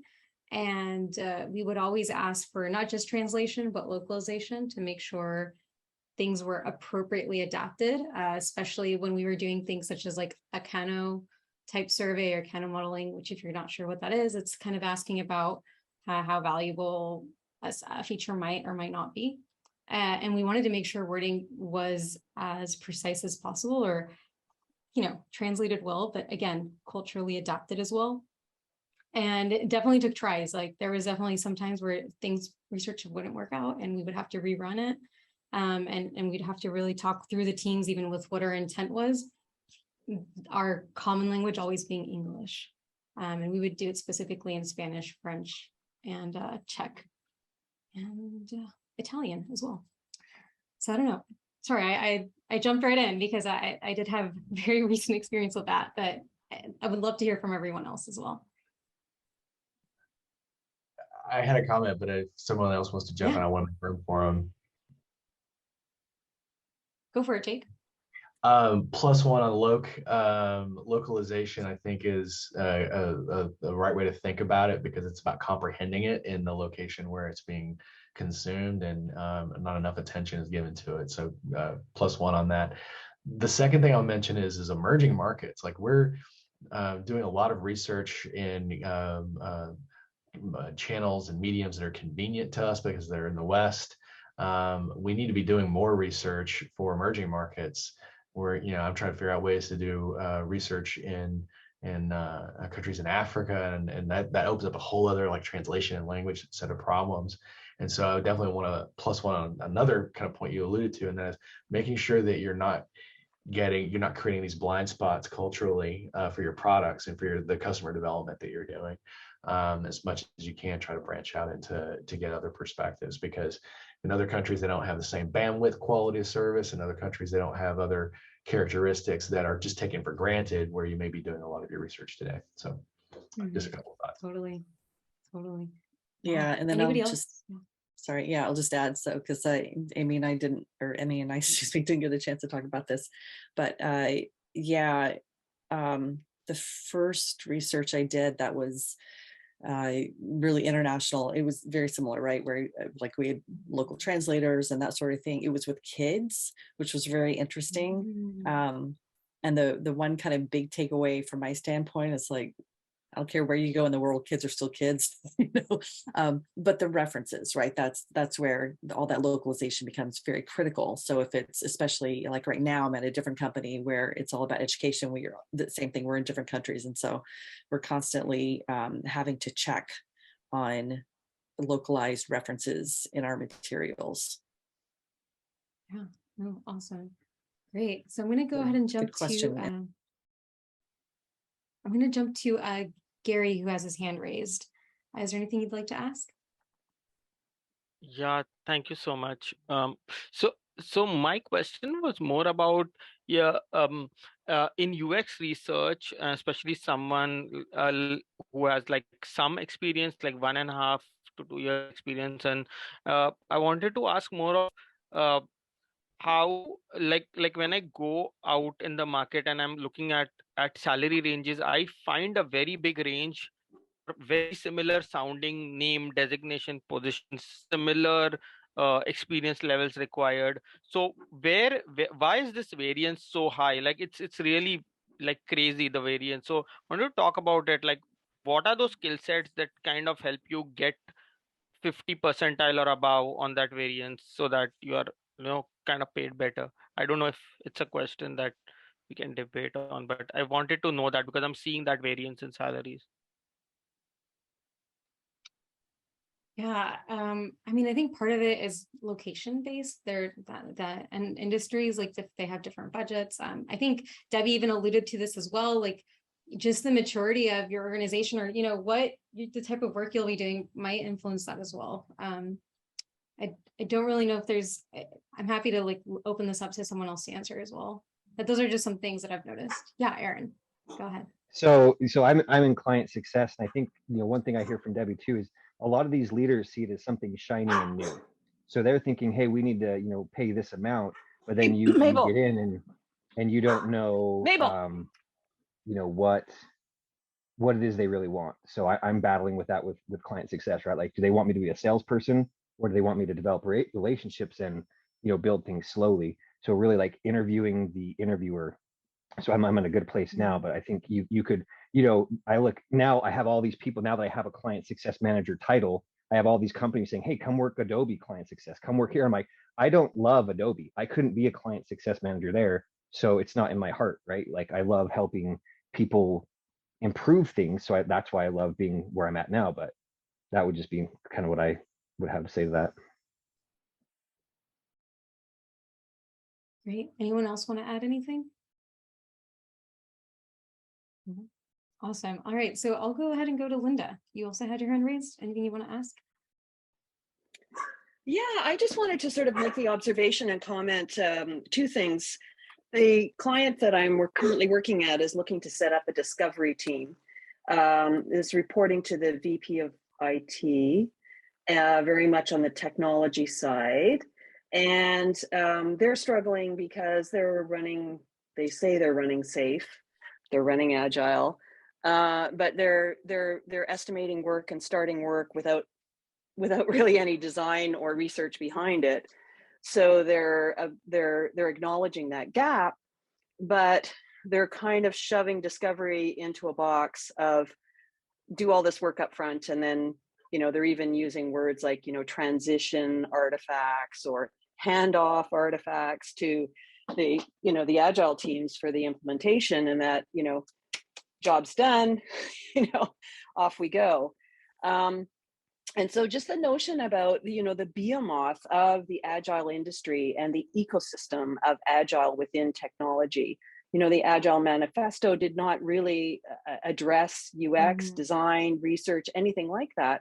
And now it's sprung into this thing like the old, project management office, right? Like there's all these certifications and all these trainings and these titles. And, there's the concept of product owner and these planning cycles and all this kind of stuff.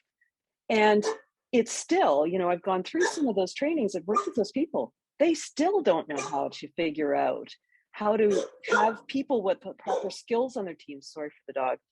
The proper skills on their teams, skill set, attitudes, that combination that Debbie talked about of sympathy plus action. But that's the breaking through. Like it's not just the management, it's this huge, aircraft carrier that dominates everything in the organization. End of rant. No, definitely. I mean, I remember reading the Agile Manifesto. I thought it was very broad. There wasn't a lot of instruction on even what it should look like, right? It's I pulled it up because I was like, I remember it having the background of this image of people at a table. And no, it's really interesting how different teams will interpret it or adopt it and what it means in different teams. I'm so sorry. I didn't catch if there was a question though that you were specifically asking, and my apologies. No, it was really just kind of like, how do we battle against that superstructure organization? Like it's the one thing about managers doing things, but the whole organization, like I say, the inmates run the asylum. It's dominated by this huge thing, and there's huge money behind it, all these certifications and all that kind of stuff.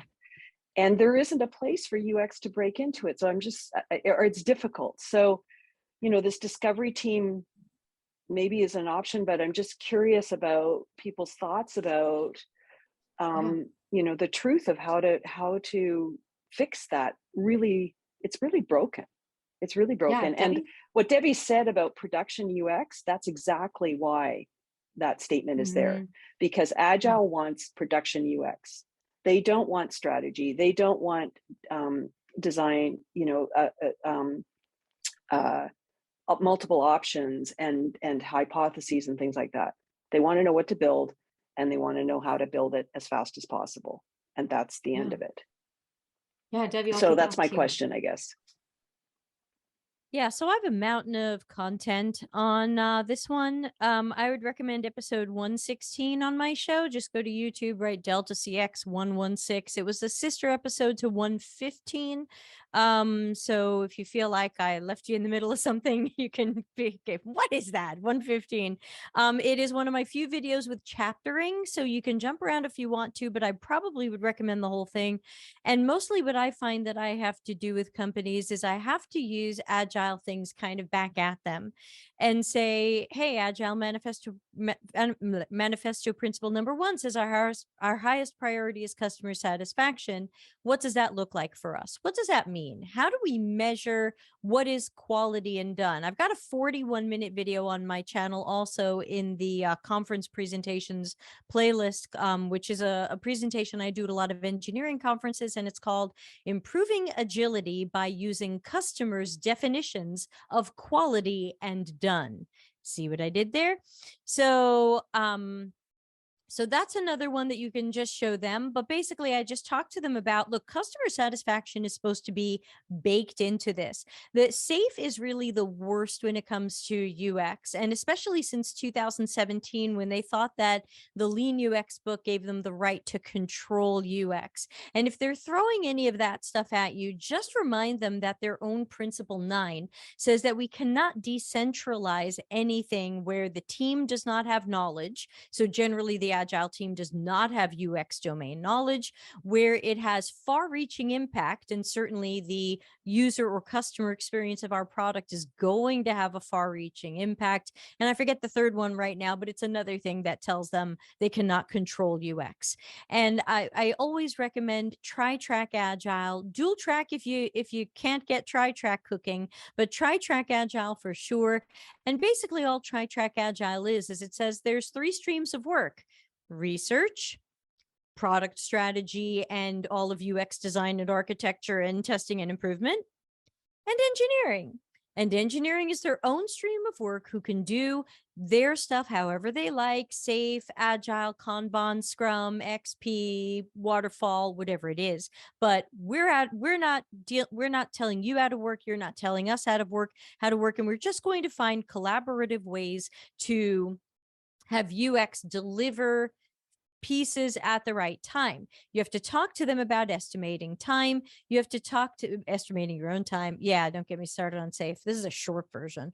If you go back to like SAFE 3.0, UX is actually on the infographic in a meaningful way. It says we're part of the Agile release train, but then later on, they took us off. They put us in a side box. And as I always do in my slides, I say, nobody puts UX in the corner. And so, they did. Yeah, and then I have a picture of Jennifer Gray there. And so, the problem is, so I've got a mountain of stuff on this kind of thing. And mostly I just keep going back to people in Agile. And I say, the customer, we know from Lean and Lean Six Sigma that customers define quality. Customers define value. How I would define quality doesn't matter. How does the customer define quality and value? Would a customer give this 5 stars out of 5? And if not, we're getting it wrong. And then we also have to talk about all of the wasteful cycles that Agile pretends to love, because we have no accountability. So why do we think we're Agile if we are just going through cycles and cycles of wasteful guesses? That's technically not Lean, and it's not really Agile. So again, you can't fight the big Agile thing. And SAFE is also the worst, because they want you to do SAFE by the book and they don't want you to modify it. But your saving grace there is that SAFE has nothing about UX other than their infographic has customer centricity and a double diamond written on it. And then you can come in and say, look, SAFE has the words customer centricity here, and I'm going to help you get there because my team is about customer intelligence and risk mitigation. And look, SAFE has a picture of a double diamond here. Now, personally, I'm more human-centered design and user-centered design than double diamond, but if I had to pick a derivative, I'll take double diamond. I do not want crappier derivatives than that. So say, hey, see this double diamond here? This is the thing that we're supposed to be doing. Let me show you what double diamond is. Let me show you how it starts off with generative research, so that we are replacing questions and unknown things and things we arrogantly think we know with knowledge. We want to be evidence-based, right? Let's make sure we're using good evidence. So your little infographic has a double diamond on it. Let's talk about double diamond. And the problem is that SAFE's article about HCD, as I've been saying online for the last few months, reads like a high school paper where somebody Googled HCD and wrote a paper based on stuff they found that they don't even understand. It looks so glued together. You can tell these people have no clue. And it was all written by agile coaches who've never done HCD. So it's like, oh, this is embarrassing. So rather than pooping on safe, we just have to get into a different mode and we just have to use safe stuffs back at them.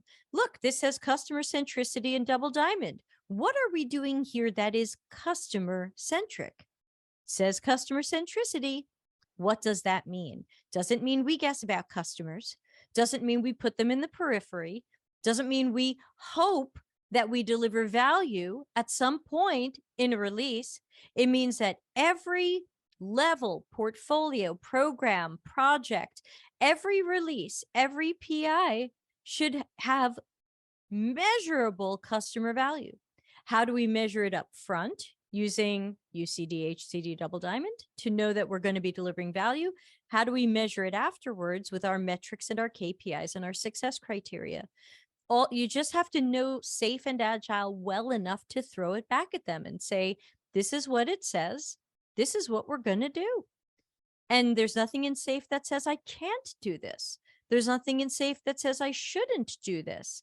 We want evidence-based decision-making to drive customer centricity and a full double diamond process. How's that? Good to see that you've got a client, Linda. Thank you. I wasn't sure if you would recognize me.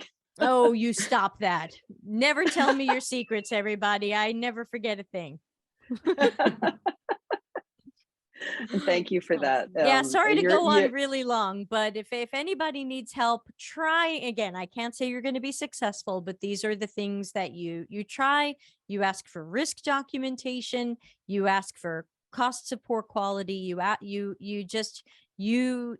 take out the emotion. You don't say empathy and delight. You focus it on, hey, safe says customer centricity and double diamond. It also says design thinking, but we'll pretend it doesn't. Safe says customer centricity and has a picture of a double diamond. That's what we're going to do. Yeah. Thank you. I also think of it like we also have to be kind of recursive in our personal roles, using our own research skills and customer insights with our internal customers. So what you say is exactly right on. Thank you so much. Sure. And you were very inspirational in my journey. So it took me about 8 months, but I did land on. So great. Thank you. Great to hear. Congratulations. Yeah. Thank you. Do Awesome. Yeah. Cool. So we're going to take these last 3 questions here. So we'll start with Chris. Hi. I was curious about the first networking question that was posed about what we think our superpower is or are. And I mean, I've been told from someone that I worked under that mine was anticipation. As a former project manager for advertising and marketing campaigns, managing the creative process, I'm just very like process oriented and always thinking of like, well, if we get this feedback, where are we going to go with that, and so forth. So I was just curious as to what my fellow researchers' superpowers are, and is that something that you innately feel yourself, or it's also from feedback that you've gotten from other people? I think I have to reread some testimonials of my own to maybe see if there are other things that maybe stand out more in people's minds. Yeah, we'd love to hear from you all. So who wants to share?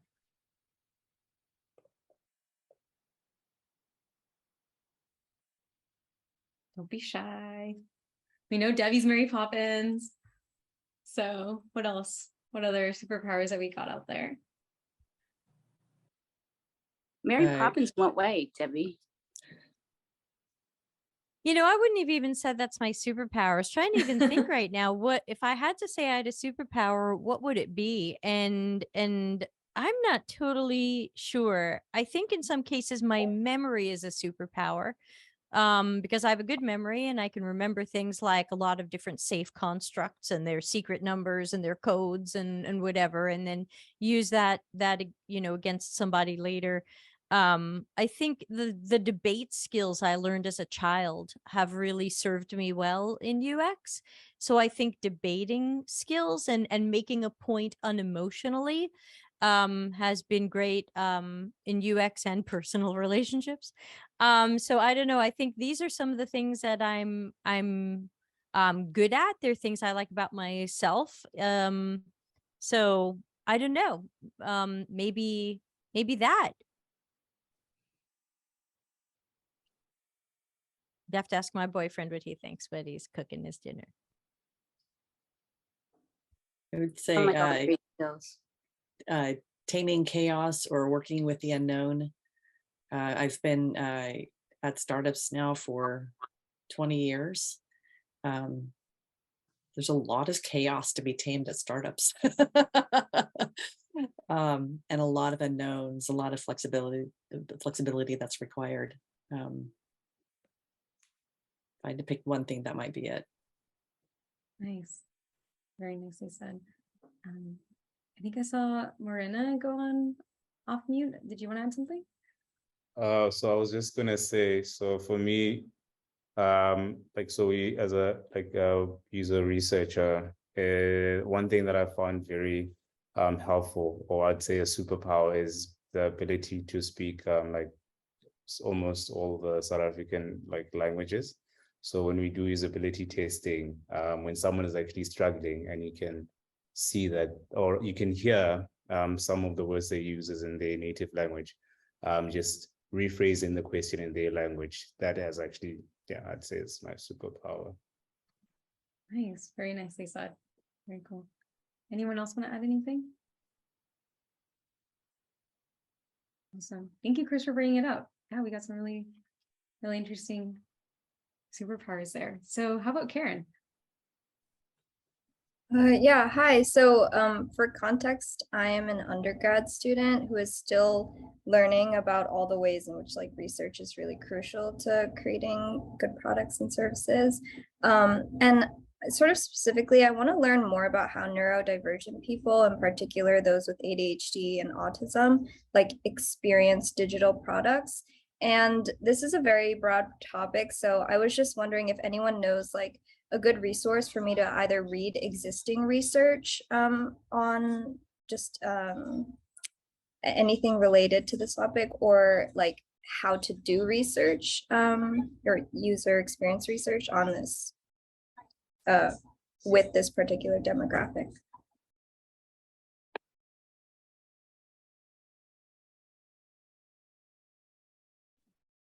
Yeah. I actually have 20 years of experience working with autistic individuals. I would say go to the source, ask the community, and talk to them, reach out. There are lots of groups, on Facebook in the community, lots of people who are autism influencers. Iconoclastic is one I can think of, where they say, nothing about us without us. So yeah, going to the community and asking, hey, what, I'm interested in this, and reach out that way. Yeah, do you know of any Facebook groups, or maybe I could just message and ask for any? Yes, yeah. Autism inclusivity is one that I can think of off the top of my head. On Facebook, anything that is run by people who are actually autistic, I would say would be your go-to. Got it. Thank you. Lovely. Anybody else have anything to add? Awesome. So we'll go with Maggie. So when you're doing UX research with emerging tech around, say, blockchain or extended reality, what are some good approaches to go about doing interviewing in a way that you're able to get the information you need? and be able to ensure that you're building out the right product. I'm sorry, this question's a bit vague, but it's something that I've noticed is kind of a challenge when trying to do UX work around stuff that, you know, it's rapidly changing. And it's a field where even the tech can be different just a year from now, much less 5 years from now. If there's people of experience in that, that would be very interesting to hear about. Yeah, sure. I'll jump in. Yeah. So it is very hard to answer your question without more specifics, for sure. But I will say, again, having worked at startups and working with oftentimes, you know, boundary pushing technologies that people may not even, they can't even wrap their arms around. It's even hard to describe sometimes, you know, that sort of thing. I will say that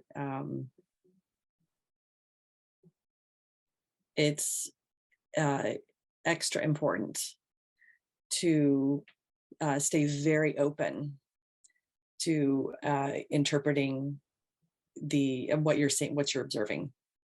And so a great example of this is I was at a robotics startup company, consumer robotics, and the very first product, this is pre-release, you know, and everything was kind of going great. It was, you know, very much still in the prototype phase, but we started having people come in and where we thought we knew what was going on. The problem was that we had did not anticipate at all because we were all so myopic at that point. We were blindsided by it. The problem was people coming in did not understand at all the level of AI that was going on in the product. They just assumed that this was like a dumb remote control sort of thing situation because that was in their experience. They've never experienced anything else, something that had autonomous intelligence to it and could, you know, interact in the world. And so what the biggest, there were two problems with that discovery from a product and company standpoint. One was that because the experience in people's mind was kind of cheapened, then it was kind of like a one and done sort of thing. And they didn't, you know, it didn't have much meaning. And then more importantly, the monetary value they assigned the product was really low. So I started asking kind of early on a question just at the tail end. I slipped in a little market research because I was the only researcher at the time.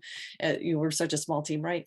And so at the very end of the session, I'd say, you know, if you saw this product at Target on a shelf somewhere, what would you expect that sticker price to be? You know, not how much you pay for it and all that, but just what would you expect it to be? And I was getting answers like $20. You know, I'd see this in the toy section with these other things and you know, maybe $10, $20. That was the common answer. That was a huge problem because we were going to market at something that was going to cost probably $150. So what we did, it was such a big problem that the CEO actually stepped in and we designed an onboarding experience that really got across what they were experiencing in a way that was fun, delightful, and meant something. And it changed everything. It also changed our marketing pitch. We like the whole tagline got changed as a response from this. And we ended up launching in Apple retail, which is unheard of for a no-name startup. Top seller on Amazon, you know, the whole thing went internationally, company grew, blah, blah, blah. So it was a real kind of make or break insight that we would not have gotten without UX research. It would have blindsided everybody, and the company itself would have faltered. And as a startup, you don't often get a second chance. You know, like you can absorb at a bigger company. It's like it's do or die. So it was, I think, staying open, no matter what you are. You might have your set objectives for your research, but staying open is also really important. I'm not quite sure how else to put it, but that's an example of what I mean by staying open. I think your question is a little bit more specific than that, but and if you can give some more details, I'd be happy to answer your specific question more specifically. So I guess a better way to put the question is, when you're doing research for a VR app and you have, let's say you're in the lab and you've got like the person wearing the device or they got the headset on their head and you're trying to get feedback as to how they're using the app. And you can, I guess there's a way to stream it to the screen and observe what they're doing, but there's kind of like a barrier between you who are not wearing the device and the person wearing the device. So how is it that you can make sure that you're getting the feedback that you need in order to build up the research that you're doing? So are you thinking specifically like where their eyesight might be? Like, as their head turns, that's where you're going to get the feedback on the monitor. But if their eyes are darting, then you're not going to see that. Is that kind of what you're like, what they're noticing? Is that what you're kind of getting at, that delta? Yeah, I guess that would be it. Because like to me, it's like when you're doing research with an application like that, it seems like it's a bit trickier than when you can see them directly interacting with the screen when it's more two-dimensional. You can see like the eye tracking and all that. Yeah, it's an interesting question. I would, my gut instinct without knowing more is that behavior is probably the bigger driver for product decision making anyway. So the delta that you would gain by understanding, say, eye tracking in this case is probably small, but that's just a hypothesis. I don't really know. And yeah, I'd be curious to know what other people think.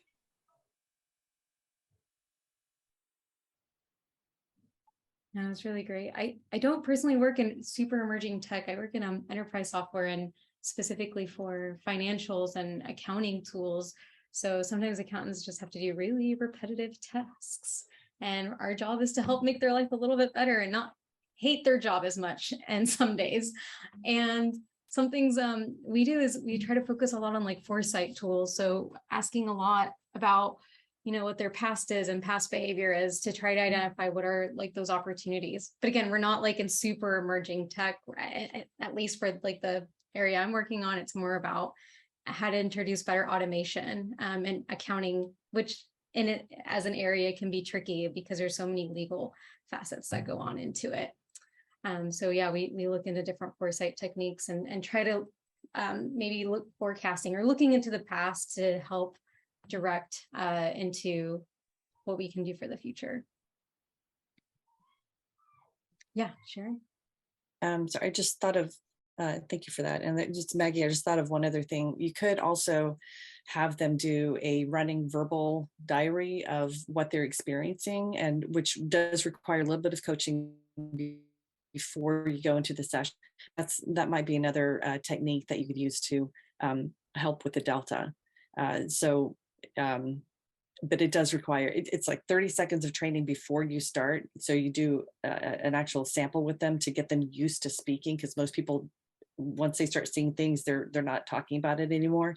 And so you have to kind of get them in that habit very quickly. But that can,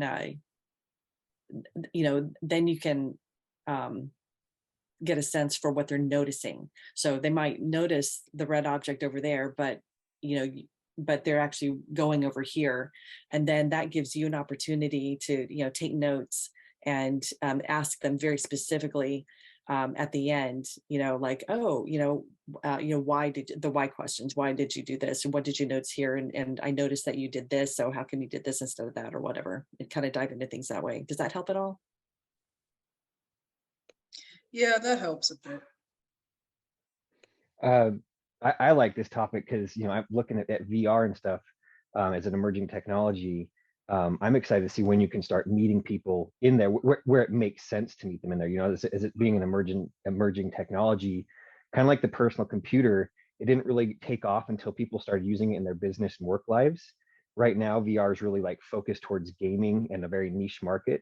But I think when more like if it becomes like where people start bringing it into their home and start meeting people all the time that way, it'd be interesting to see if you could find a way to actually meet them in a sense there that makes sense, right? Like, but then you're going to be dealing with almost like two different personalities, right? Like their online avatar and their real person.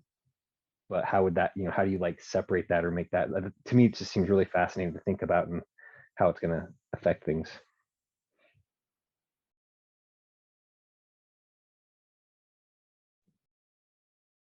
Fantastic. Thank you all so much for sharing. I think we're going to wrap it up here. Thank you so much for all these questions. Always so many questions that are so challenging to answer and so very interesting. Jen, did you want to add something? Just want to say thank you, Debbie, so much for, hard truths and open heart and sticking around with us through the happy hour. It was a lot of great feedback. Loved it. Thank you so much. Yeah, thank you. Yeah, thanks for having me.